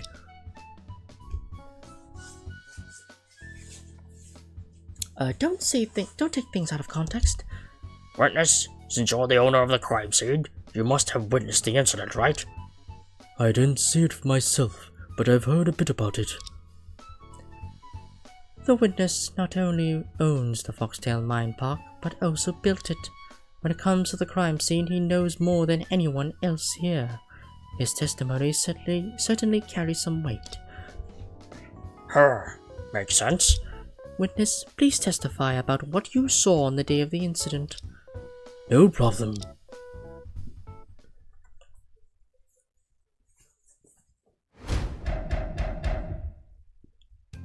I planned to go to the mine to check on the equipment. That's because some big shot was gonna visit, so I wanna watch that guy. Around 7:20, I suppose. I was behind the pine tree, figuring I'd wait for her there. The first person showing up was a young guy carrying a big green thing. Maybe it was the repairman my wife called. Then an old hunchbacked geezer came, wobbling his way towards the pit too. Around 8, the repairman came out, but the big green thing was gone. And about 40 minutes later, a tall guy came striding forward. I waited for ages. I didn't see the so-called big star, so I ended up nodding off against the tree. I probably dozed off until about 9:15, then figured no one was coming, so I went back to the office for a nap. Wait, your actions were voyeurism? That's a crime. Hey, don't go pinning the blame on me so fast. I was just watching from outside, alright? And besides, the goodness that a big shot can bring are massive. Like they say, no business is without deceit. That's not a good phrase. And how come even he didn't seem to see the person I was expecting? I have a bad feeling. Yeah, that's weird. You didn't see her at all? Regardless of the motive, the witness happened to see everyone entering and leaving the mine during that time. That's true, but why did you have to hide behind a tree? Come on, a big shot must have a crew of bodyguards. If I rushed up to her, what if they thought I was just some random nobodies and tossed us out? You really think of everything. Also, I hardly ever watch TV, so I really don't know much about stars. If I just run up and wronged someone, how would How embarrassing would that be, right? So you don't even know what she looks like, but dare to ask her for help with publicity. The first shift starts at 7:30 a.m., and the witness began monitoring before that, so no one could have approached the cage without you noticing. Is that correct? Of course! If someone could step past me, that would have been something. But why didn't he mention Miss Nabuki in his testimony at all? If he was there the whole time, then he should have seen her, right? Ahem. If there is no further questions, defense, please begin your testimony. Yes. I'm guessing she was inside of that big green thing the repairman was carrying. Okay, so watch that guy. Over here. Hold it! So... What's wrong? Why the sudden stuttering? your statement contains a lot of information. Can you elaborate? Oh, sure, I can be more detailed. But which part are you asking about? Well, specifically I wanted to ask about The green thing. Would you tell me exactly what was the green thing you mentioned? Huh? It was like way far off, so I couldn't really see it clearly. All I know it looked kind of rectangular. I don't know what it was exactly, but it looked kind of nice, though it was pretty big. Otherwise, maybe I can buy it for decoration at home. You dare buy something without even knowing what it is? You said it was big, so how big exactly? I didn't measure it, but just eyeballing it, I say it was about 2 meters and 2 meters long and 1.5 meters high. Wow, that was quite bulky. What about its thickness? I don't have x-ray vision. How would I know the thickness? That's true. I still can't figure out what it is. Since it's so large in volume, it must be heavy, right? Seems like there's no way to delve deeper into the topic. Maybe I should ask something else.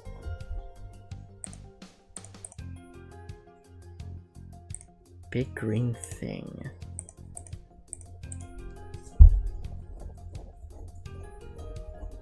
I don't have any evidence that lines up with that.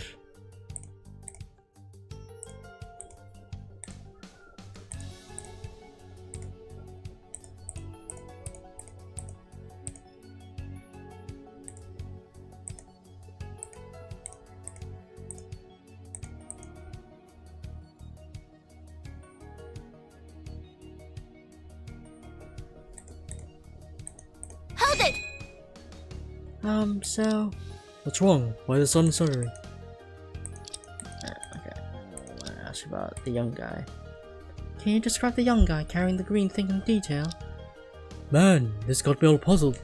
Plus, I was way too far from that person. Ever since I got married, I haven't even given another woman a second glance. Are you talking to me with your eyes closed? Hold on. The young guy was actually a woman. Yeah, doesn't matter if it's a man or a woman.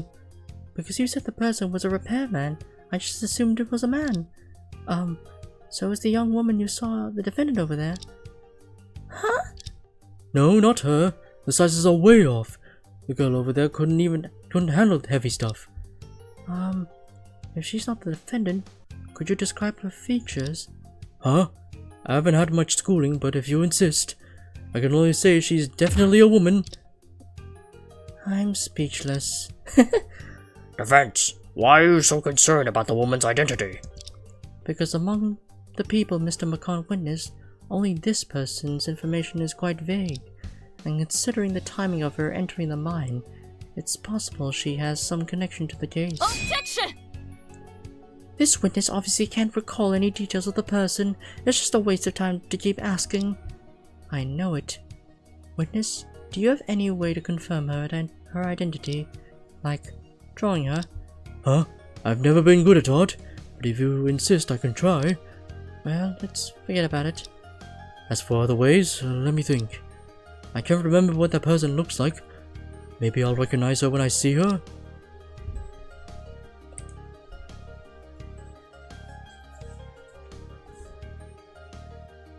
Okay. Hold it!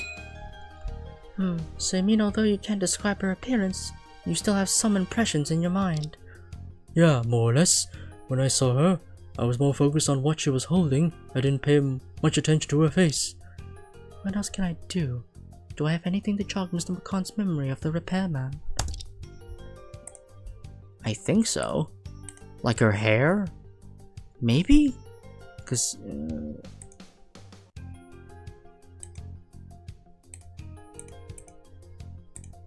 That's it. Witness, look.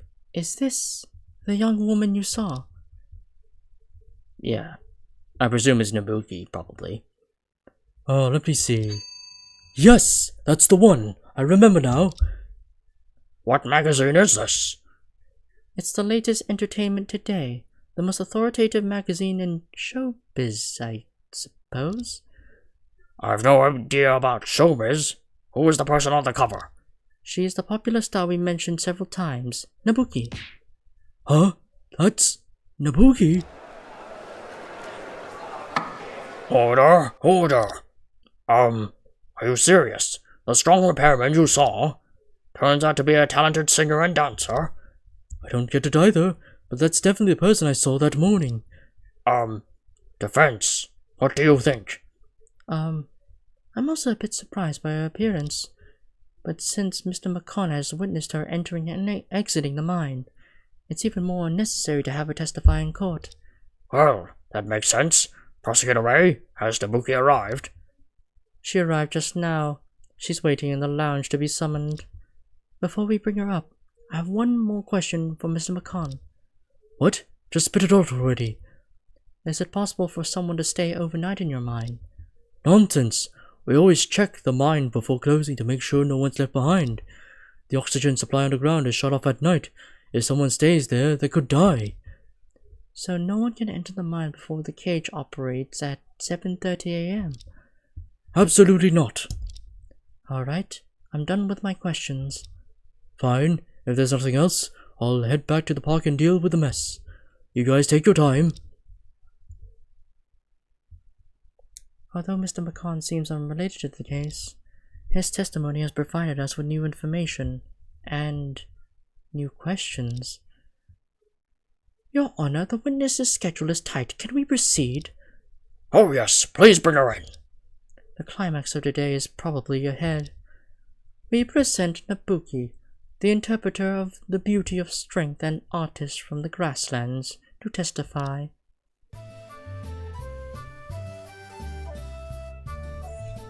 Damn, what voice did I give her?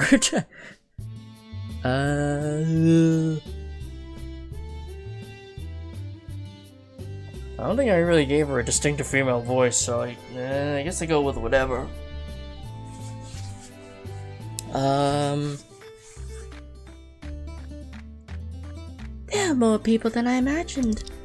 Nabuki wishes everyone in court good health and happiness.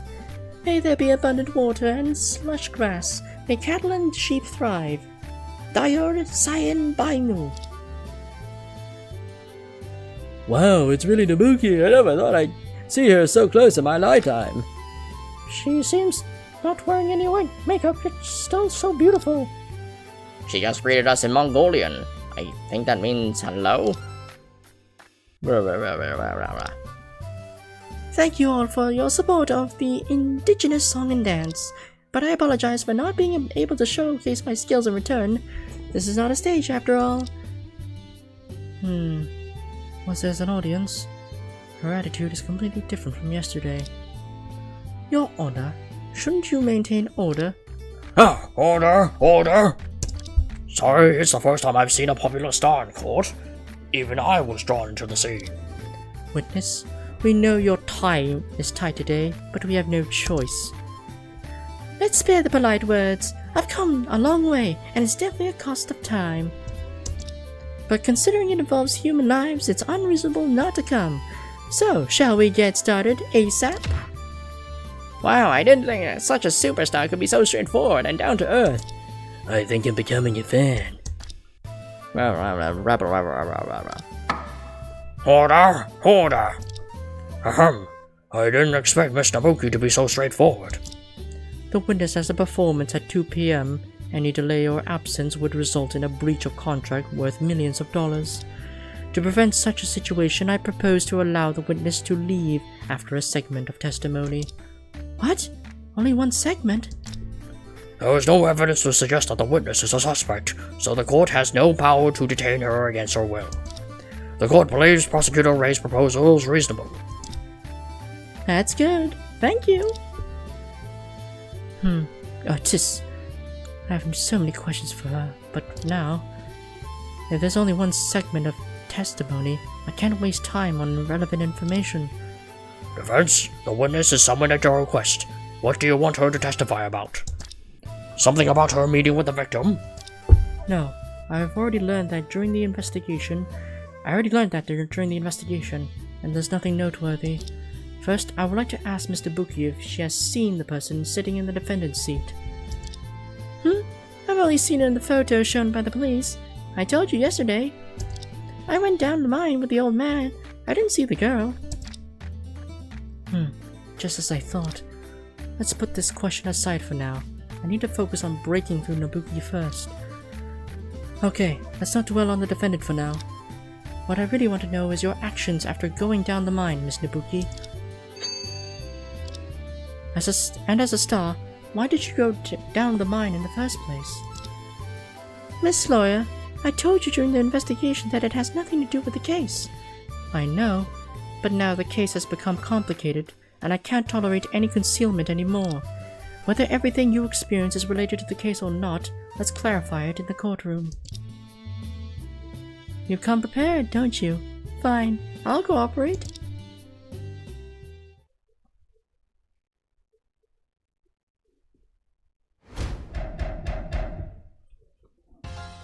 I woke up early on the day of the incident and took the cage down to the mine around 7:30 a.m. As for the purpose, it was to find my original intention, to spend some time alone in a peaceful and natural place.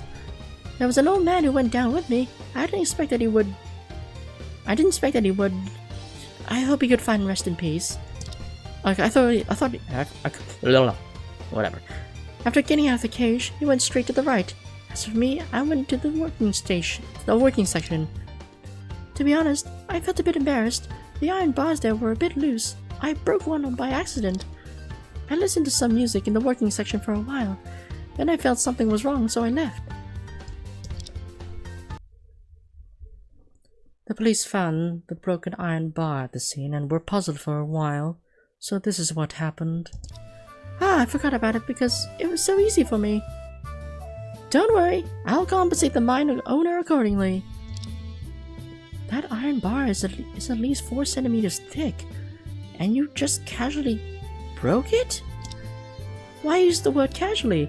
I said it was by accident. Honestly, why are things used by city people so fragile? They are nothing compared with things in our grasslands. With your strength, even the strongest man on the grassland is not your opponent. Why does this suddenly become serious?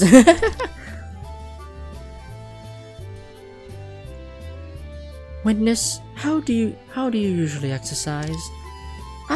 In order to dance well, I have a reasonable exercise routine and diet. Can we talk about that after the trial? Yeah. So she wants to know the secret of improving strength.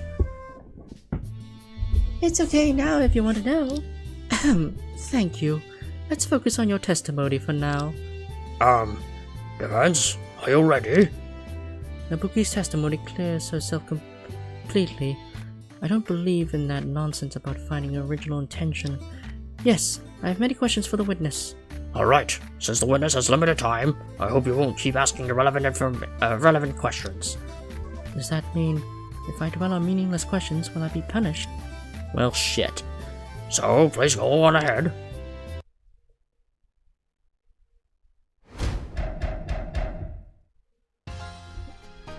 Okay. Took the cage.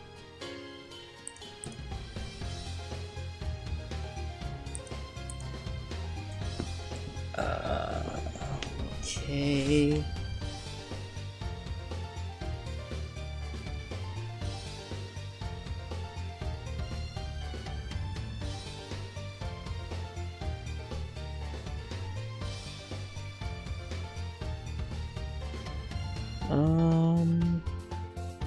What do I question first?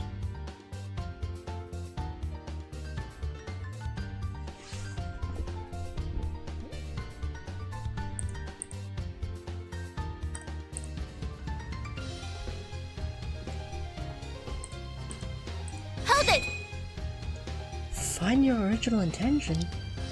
Any problem? Well, participating in talent shows is important, and artist's pursuit should not end there. I want to create more popular works. Just thinking is not enough. I must keep my passion for singing and dancing. She's suddenly started talking about deep ideas. Should I ask for more details about Mr. Buki's original intention? What do you mean by original intention?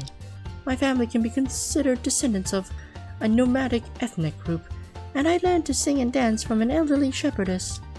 She told me that the urban noise is the music's nemesis, and serene natural places are the cradle of art. What does this have to do with the mind? Although the mind is a man-made place, I can smell the fragrance of the earth and feel the refreshing breeze of nature. In the bustling city, it's indeed a rare and precious place. Isn't there only coal dust and the smell of sweat under the mine? The reason seems far-fetched. Defense, is this question related to the case? No? I've already told you the witness's time is extremely valuable. Accept the punishment. Shit.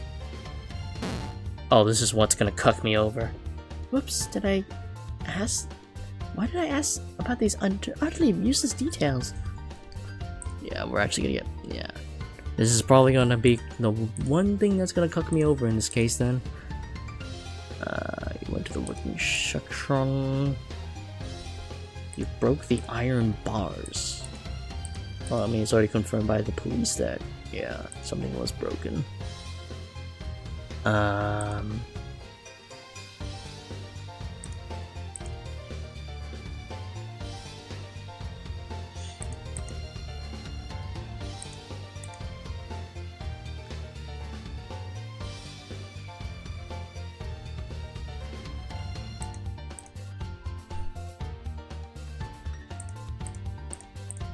Hold it! Have you seen the victim before? Of course not. He looks like the type who never left his home. How could we have had any connection? You're right. Should I ask for more details about her encounter with the victim?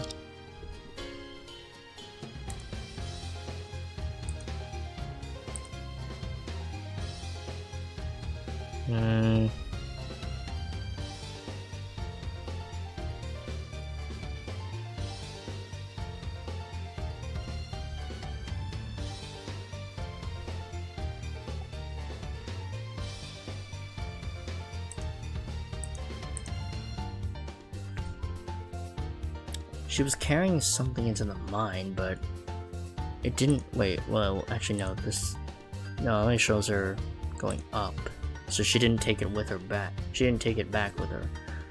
But what could be in that green thing that the guy was talking about that was supposedly really big?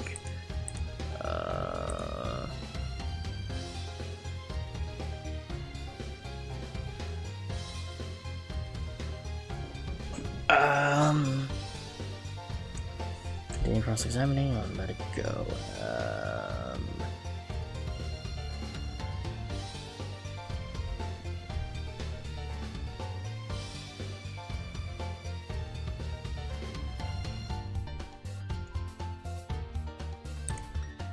Did you have any interaction with the victim in the cage? No? Why would I strike up a conversation with a total stranger? You asked me that question yesterday. Did you pay attention to his appearance? No, why would I? One of the questions same to yesterday. Didn't he recognize you during the whole time? No? Do you think you look like someone who followed the entertainment shows? Why do you keep making me repeat myself? Defense? Are you trying to buy time by asking about these well-known facts? No, I just wanted to confirm. I've already told you the shit.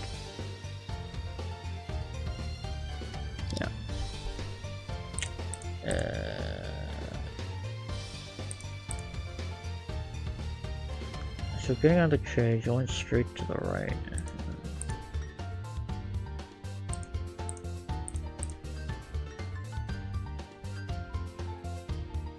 Yeah, straight to the right, left.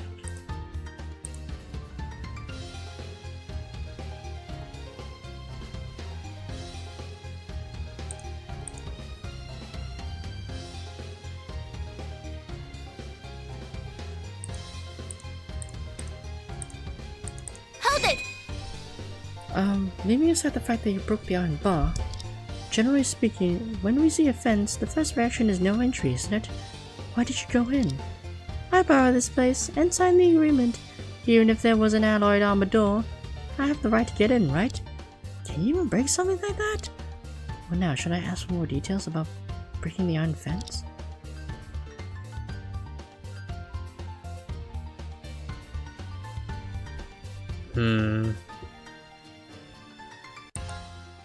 I'm sorry, but could you tell me Your measurements? What? your measurements? What's this about? Harassment? Oh no, I just noticed that the gaps in the iron fence are very wide. With your physique, you don't need to break the iron bar to enter the working section, right? Can you not see break? I just lightly touched it and it broke. What kind of strength is this? Are you a transformer? Defense, how long are you going to dwell on this question? I think the witness might have had a reason to break. To touch the bar. What do you mean by that? From what I can tell, the reason Mr. Nabuki broke the iron bar might be... She felt the urge, she was moving the victim's body. I think she was carrying something.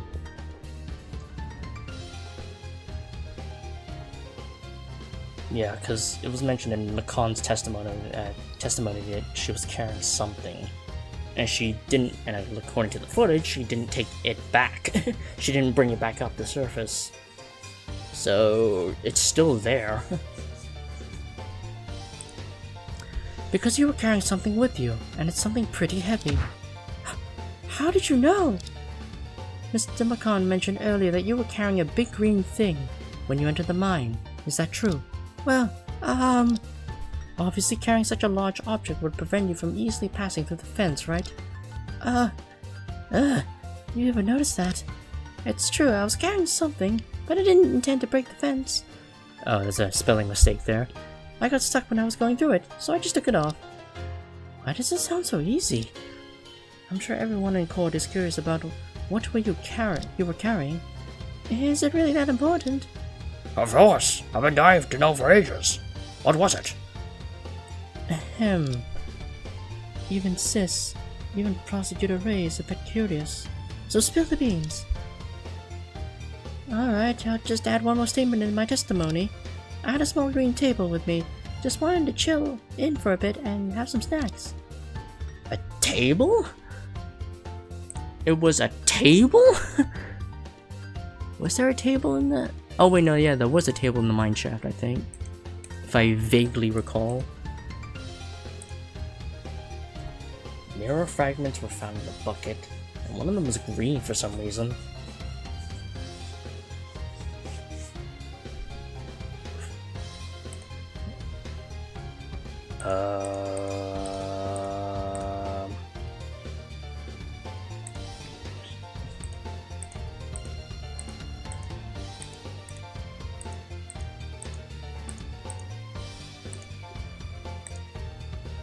I'll just ask about that.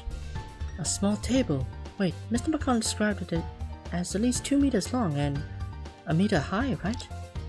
So what? Is that considered something big? Isn't it? What kind of environment does she live in? Why did you bring a table into a mine? As I said earlier, just wanted to chill in for a bit and have some snacks. It doesn't make sense. Also, when you left the mine, you didn't take it with you. Yeah, I was in a rush and didn't want to carry it, so I just tossed it away. Tossed it away? Where? There's a deep pit in the working section, so I just threw it down there. A pit in the working section? Is she referring to the area near the ore buckets? Anyways, that's something valuable. I can always buy another one later. I don't know whether it's valuable or not, but I know it must be very heavy. But did she really carry a table? I better take a closer look at the evidence. Yeah, it's this thing. Yeah, because it's got a bit of green in it. And I'm pretty sure tables don't have mirrors inside of it. Objection! Let me double check, witness. Was what you carried into the mine a small green table? Yes? Is it important? And you tossed it into the deep pit in the working section. That is, where the ore buckets are located. That's right. Well, what's your point? Well, that's weird. I didn't find any table during my investigation. Instead, I found another green object inside one of the ore buckets. What is this? I couldn't retrieve it due to the height of the bucket, but once you see it, you'll know it's clearly fragments of a mirror. Miss Nabuki, did the table you tossed down include a whole vanity set? Witness, I don't know why you're hiding this seemingly trivial fact. What you carried into the mine should have been a huge mirror, right? On the vast grasslands we sing out loud, singing praises to the great elders, bringing us cattle and sheep. Why is she singing again? Objection! Defense. There should be a limit to nonsense. Is what the witness carried into the mine a table or a mirror really relevant to the murder case? Objection! This is not nonsense. Questioning the witnesses in court is to ensure they speak the truth. The witness is clearly hiding something, and I can't let her get away. On the grasslands, let our lives flourish for generations. Objection! Then tell me, what is the witness hiding? Well, I think what she is hiding is the true purpose for her use of the mine. Wait, purpose? These footprints belong to rare types of shoes, not something common in daily life, but in terms of size, they match Nabuki's. Huh? So you're saying these footprints were left by Nabuki? Probably, but I'm not sure. What did she do here to leave such disoriented footprints? Dance practice? The distorted footprints, and the mirror. So, Nabuki's purpose for using the mine seems pretty clear now. Witness, stop hiding. You actually came to the mine too? Repair, meet someone, rehearse dances. I think it's to rehearse the dances. Because they're disoriented footprints, so...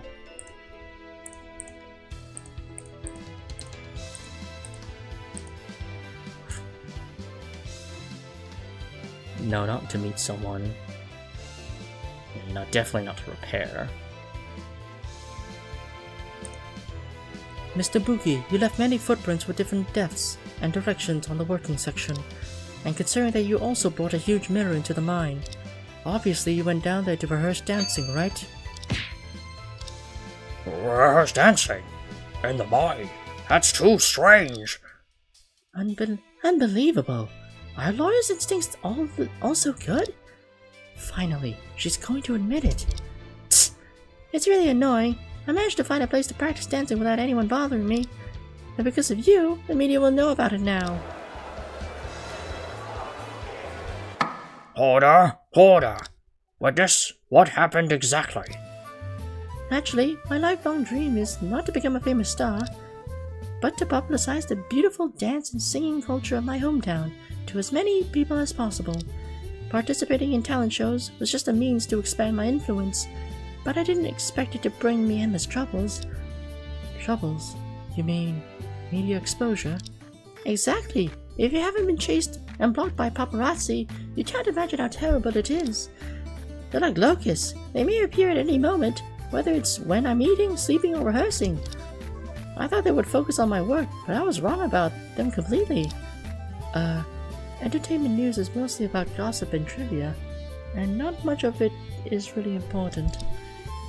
It's more than gossip. Last week a guy even asked me what I thought about land desertification caused by animal husbandry. Why would they ask me about that? Is it because I sang a few songs about sheep herding? That journalist is really something. After being harassed by them for so long, I'm desperate to find a quiet place to refine my work. But they seem to have many ways to enter every conventional rehearsal place. So you found this mine would be perfect for your rehearsals?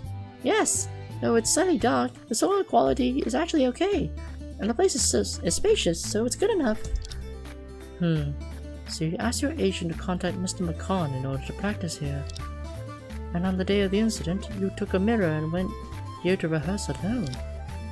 Yes, you already know what happened next, so no need for me to repeat it, right?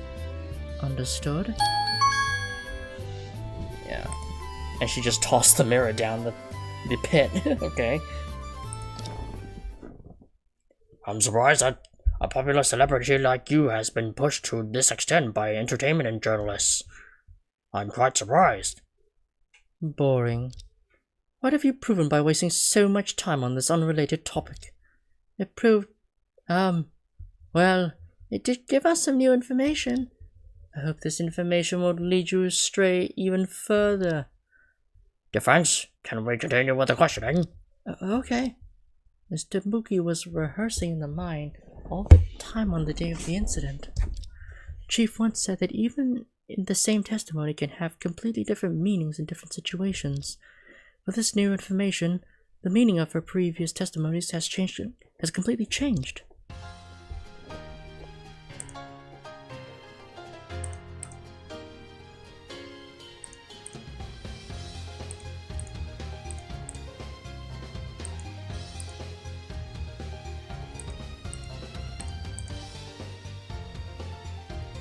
And I felt something wrong, so I left.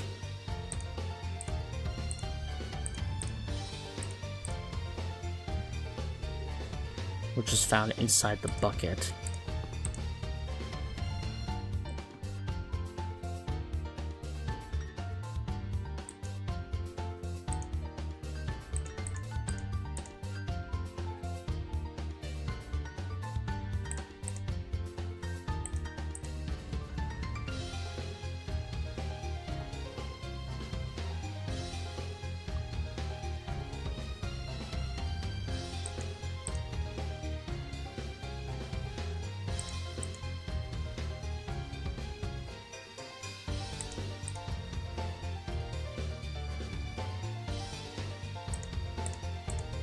Hold it!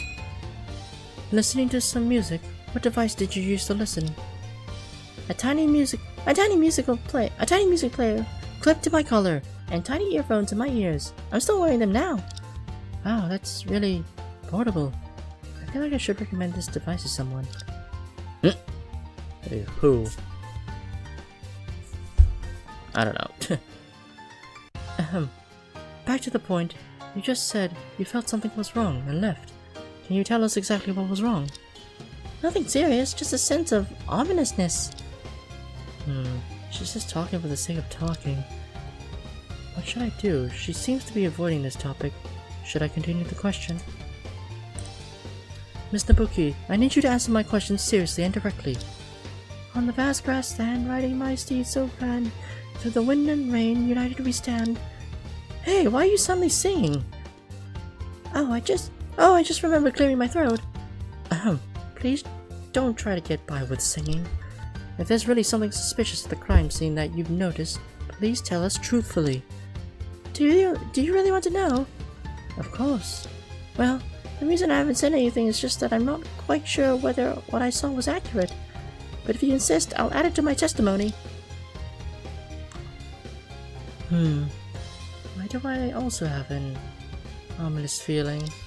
I'm not sure if my eyes were blurry, but I saw someone holding a knife in their left hand, walking past me from behind. Ah, fuck. Although it might have been an illusion, I still felt very uneasy, so I took the 8 o'clock cage up. Oh shit.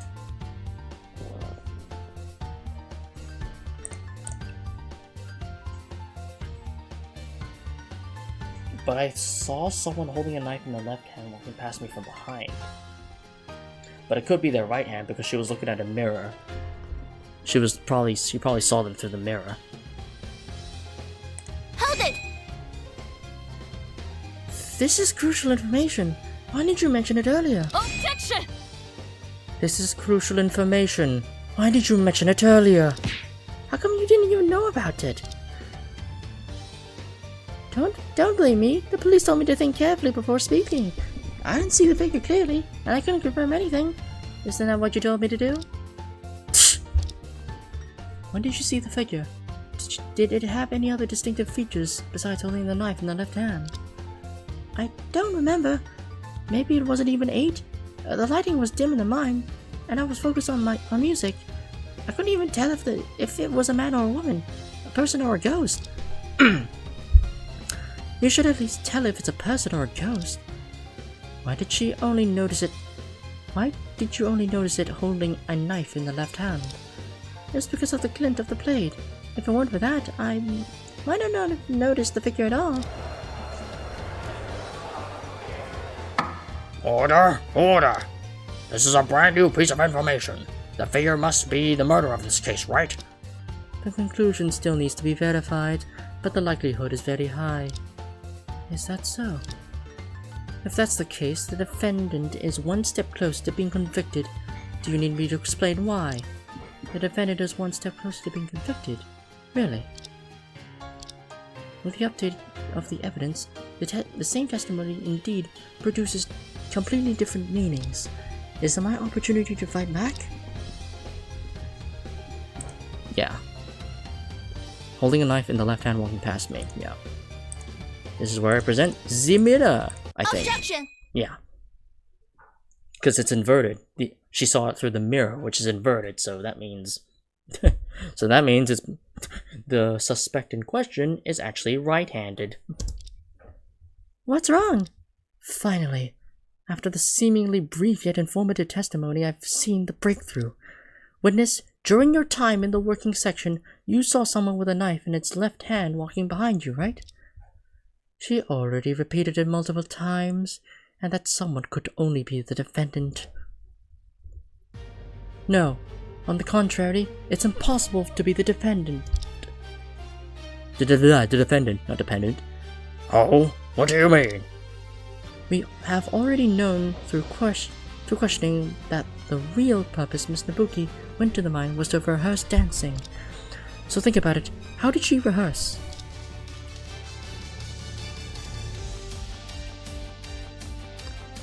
The answer is so simple. Of course she danced while listening to the music and observing herself in the mirror. Oh wait, no, this is Stella. The answer is so simple. Of course she danced while listening to music and observing herself in the mirror. Gah! Exactly. Mr. Buki, your attention should have been on the mirror. How could you see someone behind you? Of course I saw it in the mirror. No. No. It's impossible. What are you discussing? I don't follow you. Your Honor, think carefully about how a mirror works. A mirror? It reflects, doesn't it? Exactly.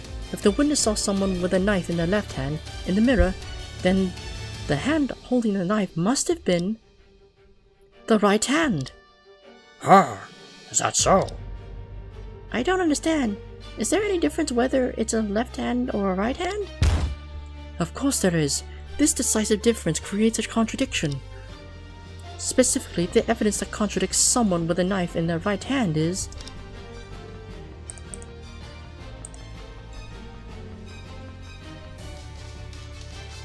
do I present this or do I present this?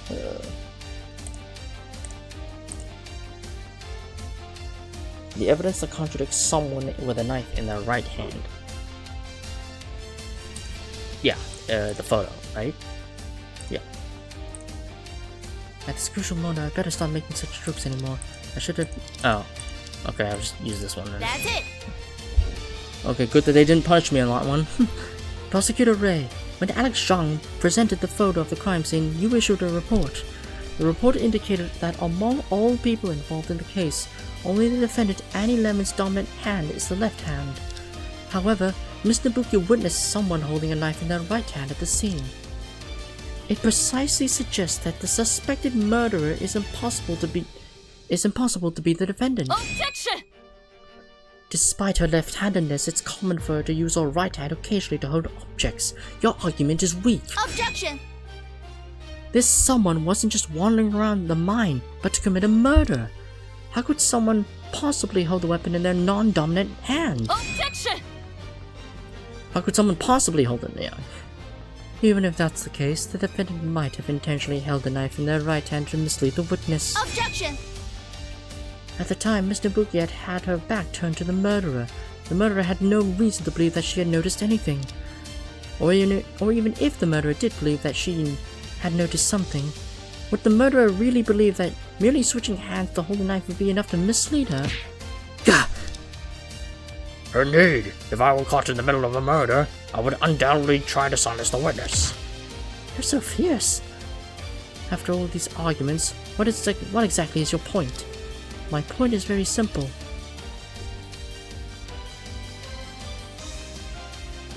The person present at the scene was not Annie at all. There was an intruder at the scene. Yeah, it wasn't Annie. The person present at the scene was not Annie at all, but someone else in disguise. And how do you explain the photo taken by Alex Zhang? If this is not the defendant, then who could have— Oh, I didn't know that was talked about. Yeah, shit. Yeah. Okay, no, it's the second option. Intruder. Okay. If that someone wasn't Annie, then there's only one possibility. Besides Annie, there was another right-handed intruder at the crime scene. Objection! The crime scene was a mine pit over 100 meters underground. How could anyone intrude it? The cage running at 7:30 AM was the only shift not captured by the surveillance camera, but we have confirmed that there was only Nabuki and the victim on it. If there was an intruder besides them, does that person have the ability to dig through the earth or what? Objection! Was the cage really the only way to the mine? The police have confirmed multiple times at the scene that there were no other ways through the mine. Good. It's time to start my strongest counterattack. Your Honor, Prosecutor Ray, and esteemed audience in the courtroom, after our previous arguments, a fact that was previously overlooked but is very creepy has now fully emerged. Overlooked fact? To make it easier to explain, let's take a good look at the people who entered and exited the mine on the day of the incident. First, people who arrived at the mine on the first shift were Miss Nabuki and Graham Levin. Although it wasn't captured by the camera, we have Miss Nabuki's testimony to confirm it.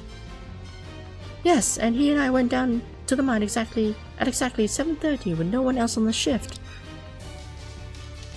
Later, Miss Nabuki spotted a potential suspect in the working section. Let's not dwell on their identity for now. Anyway, she left the mine at 8 and was captured by the surveillance camera. Yes, indeed. No one on the 8:30 shift, no one's on the 8:30 shift, and the next person to go to the mine was the photographer Alex Zhang. He went down at 9 and took a photo of the crime scene. At 9:30, he and the defendant Annie Lemon came back up to the surface. Does anyone have any questions so far? The defense's presentation is very clear. But what's your purpose in doing so? You'll know soon. Another person worth noticing is Mr. Cash McCon, the owner of the park. Although he didn't go to the mine, he observed everyone on the necessary path to the cage. The people he witnessed are completely consistent with what I stated just now. Since it's completely consistent, what needs to be discussed? What? It seems Prosecutor Ray has also noticed. After we go through it in detail, we will find a fatal contradiction in the list of people entering and exiting the mine. Contradiction? What do you mean? To be precise, there is a person who should have been present but somehow escaped Mr. McConn's and the surveillance camera's view. Specifically, the person who wasn't witnessed is Annie. Because I don't think the wife was anywhere. That's it. The person is the defendant. That's right. The surveillance footage only shows the defendant leaving the mine. And the only shift that wasn't captured by the camera was the one with Miss Nabuki and Graham Levin. However, Miss Nabuki didn't encounter the defendant. What's going on? I didn't encounter her indeed. There was nowhere for her to hide in the cage. Moreover, Cash McCon, who had been staying in the only path to the cage, didn't even see the defendant. Mr. McCon stated that it's impossible to stay overnight at the mine. However, no one mentioned when or how the defendant entered the mine that morning. Isn't it a huge contradiction? Order! Order! Defendant, have you heard what the defense said? Can you explain it to us? I'd like to, but I really can't remember anything. Your Honor, based on the current evidence, the defendant mysteriously appeared underground like a ghost. We cannot convict her with this crucial fact unclear. Objection! The defense is clearly avoiding the issue. The unknown way of the defendant entering the mine doesn't alter the core of the case. At the time of the crime, the only person present at the scene and with suspicion of committing the crime was her. No matter how she arrived at the scene, as long as the fact hasn't changed, the defendant's guilt is indisputable. Objection! Have you forgotten? Someone with a knife that Miss Nabuki mentioned earlier is clearly not the defendant. This person also has a significant suspicion for the crime. Objection! You can't even prove whether this person is male or female, or if they even exist. How can the court accept it? Moreover, no one saw this supposed someone. According to your argument, is this person also a ghost? Well, this argument does make sense. This someone witnessed by Nabuki could be my major breakthrough. But the cage is the only way to enter and exit the mine, and it's been thoroughly covered by Mr. McCann, Nabuki, and the camera. Even if one of their eyewitness testimonies is wrong, it's impossible for all of them to miss something. To prove the existence of another suspect, I need to find a brand new way to enter the mine. Defense, what are you thinking about? We are waiting for your response. It's not that I don't want to respond, but I have no confidence to say that there is another way. Alright, at this point, for Annie, I have to take the risk. Your Honor, Prosecutor Ray, the defense believes that this someone and the defendant are not ghosts, because there is another way to travel between the surface and the mine besides the cage. What? Really? The police have turned the scene upside down. If there really was another way, wouldn't we know about it? It's a way people don't usually use, but if someone insists, it's doable. So, what is it? Besides the cage, the way to enter and exit the mine is...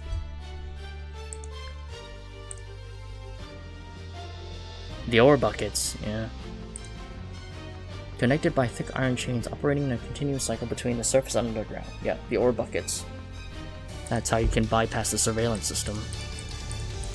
Yeah, I just need to double check to make sure I'm not mistaking it for anything else. Okay, That's ore it. buckets. What's this? Carriages? Specifically, it's the ore buckets used to transport minerals from the mine to the surface, and if someone were to take it from the surface... Nonsense! At least let me finish my sentence. It's all nonsense anyway, no need to listen to the end. Eh? The prosecution just stated that the police thoroughly searched the scene. If there were any other passages in and out of the mine, we wouldn't have misread it. We would have missed it. But the ore buckets indeed shuttle back and forth between the surface and the working section in the mine. However, firstly, the telescopic platform connecting to the ore buckets in the working section is broken. Uh-oh, I completely forgot about that.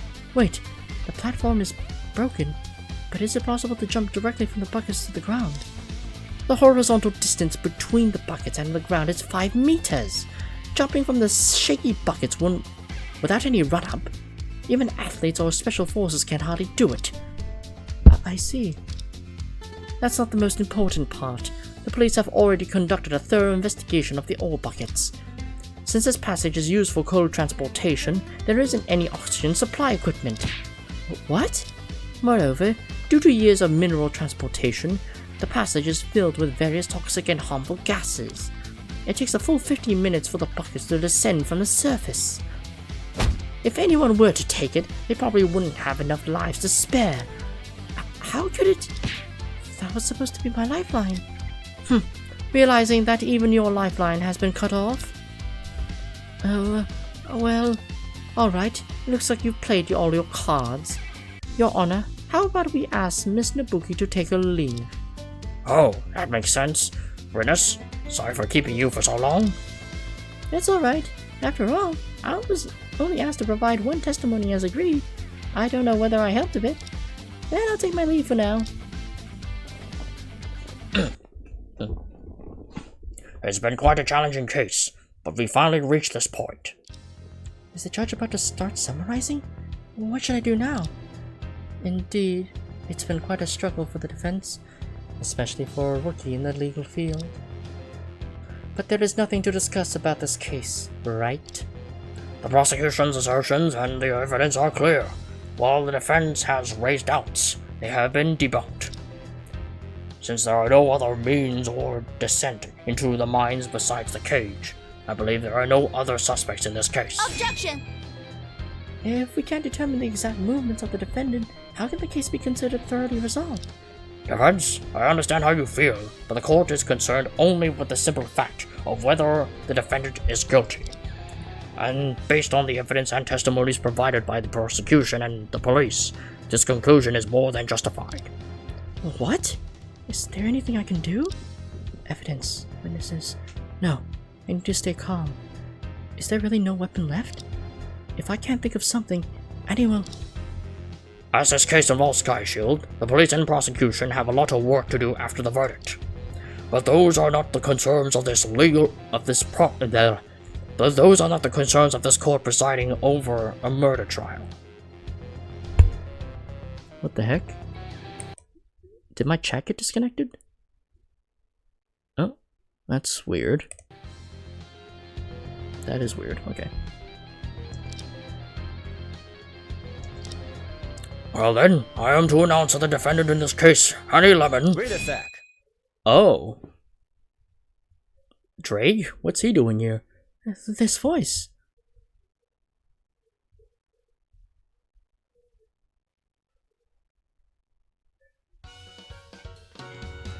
Well, well. Seems like things are heating up here. Did I miss anything important? Chief? I'm back, bitches. I'm here to kick Stella Ray's ass again. Order! Order! Mr. Drake, what is the meaning of this? Objection! An unregistered outsider dares to interrupt the court proceedings. Are you looking to be disciplined?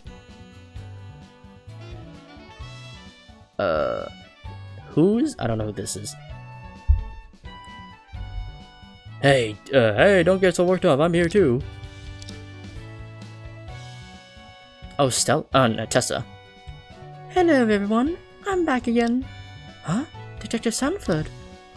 Well, well, you look quite flustered. Seems like the trial here isn't going smoothly. I saw the case summary you sent on the phone early this morning. Instead of just coming here to help you, I thought it'd be better to go to the scene and investigate firsthand. So I ran into this cutie. She calls Chief cutie? We've had some interesting new discoveries over there, so we hurried over. New discoveries? That's right. I always keep my word. If I promise something, I'll follow through. Listen, even if the evidence seems overwhelming, I won't encourage the prosecution to rush to conclusions until the last moment. I can't say I'll help you, but if there's any new evidence showing that girl might be innocent, no matter where I am or what I'm doing, I'll make sure it's brought before the court as soon as possible. Has Detective Sanford really fulfilled that casual promise? Detective Sanford, please explain the situation. Okay.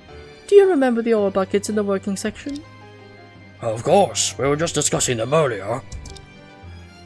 Due to the damaged telescopic platform, the police couldn't thoroughly examine the buckets yesterday.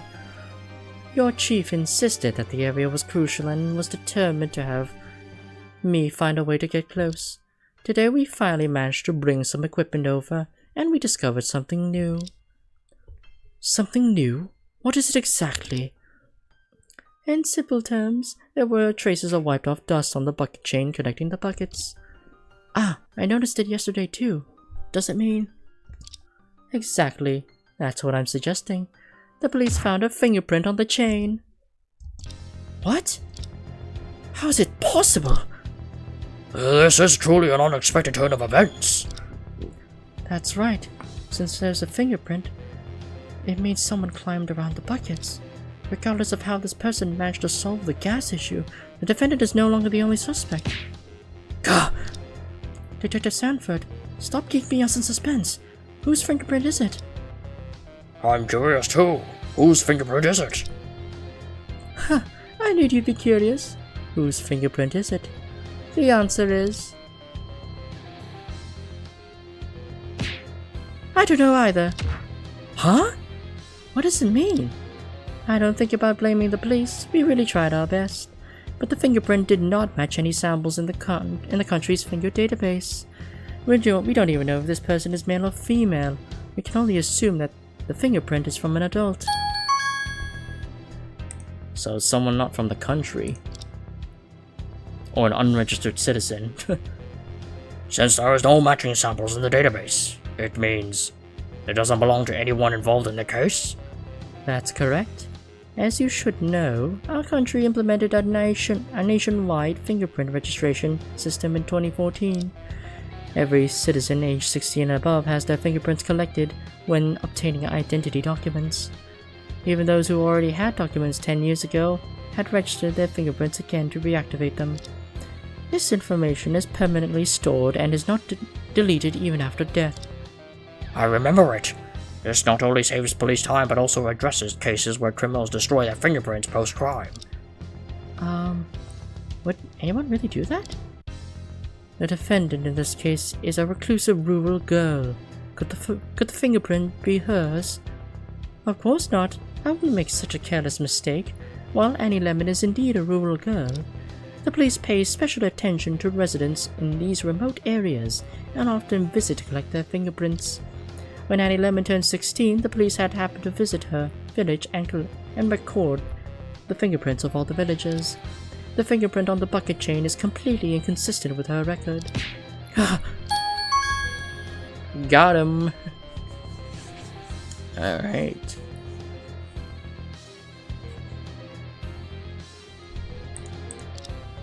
In that case, the fingerprint doesn't belong to anyone I encountered during my investigation.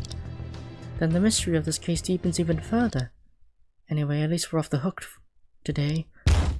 Your Honor, at this point we believe it's not important who the owner of the mysterious fingerprint is. What's important is that it has definitively proven the possibility of an intruder at the crime scene. Order! Order! The case has only been under trial for 1 day, yet there have already been many unexpected twists and turns. While the prosecution's evidence seems solid, the fresh possibilities presented by the defense cannot be ignored. In this situation, it's impossible for the court to issue a verdict on the defendant today. How did the defendant enter the crime scene? Who was the figure that Nabuki saw? Whose fingerprint was found on the bucket chain? And what's the connection between this case and Sky Shield? These questions will be left for both sides to continue investigating. Today's proceedings will come to a close for now. Any further questions from both sides? Of course not. Whatever. Fine. I said fine. Very well. I look forward to your performances. I didn't expect that the Foxtail would be such a trouble spot. It was like this 5 years ago, and it's the same now. I hope you can resolve the case soon. Oh, wait, Your Honor. What did you just say? Huh? I just said the Foxtail was a trouble spot 5 years ago. Isn't it known to all? 5 years ago? Well, you couldn't possibly have forgotten, could you? It was the incident that happened when we first met, after all. Wait a minute. The Foxtail. The Foxtail. I've been so focused on Annie's case, I haven't paid attention to the name. Now that I think about it, the name sounds very familiar. Alright, let's not waste any more time. Court is adjourned for today. Ah! There's no way I could forget. What the fuck? Oh, guard, something going on. Thought Schubert. I'm gonna be I gotta say cheese. I'm gonna come to the Lily Sanford. Oh my god, so many flashbacks. Oh, auto scrolling. So many. I can't say them all at once. Calm down. He's dead. No, impossible. I don't believe it. I don't believe it.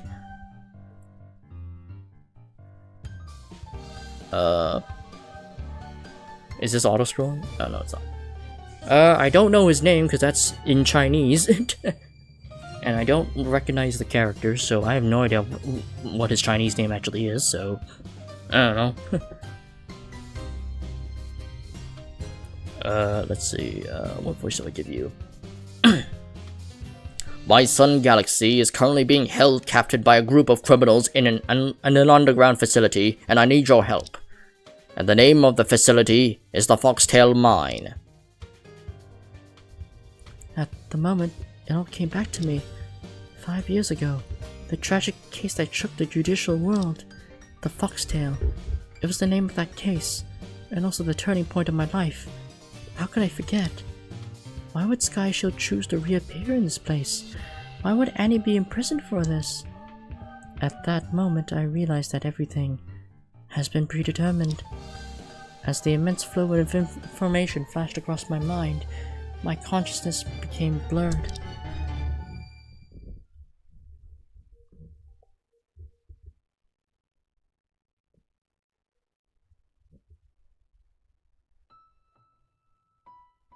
Time flies, and the sands of time keep slipping away.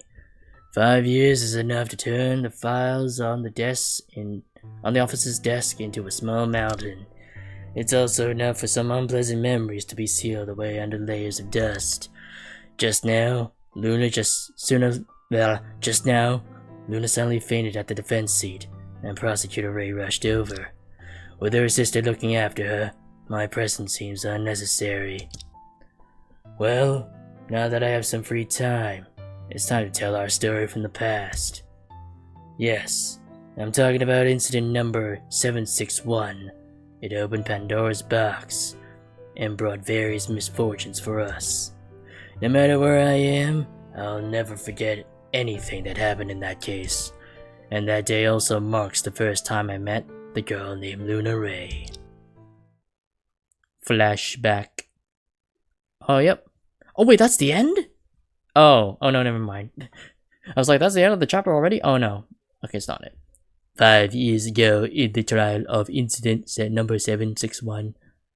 July 6, 9:05 a.m. District Court, Defendant Lobby. Alright, I think we'll end it here, actually. Yeah, I'll just cover that. And we'll end it here.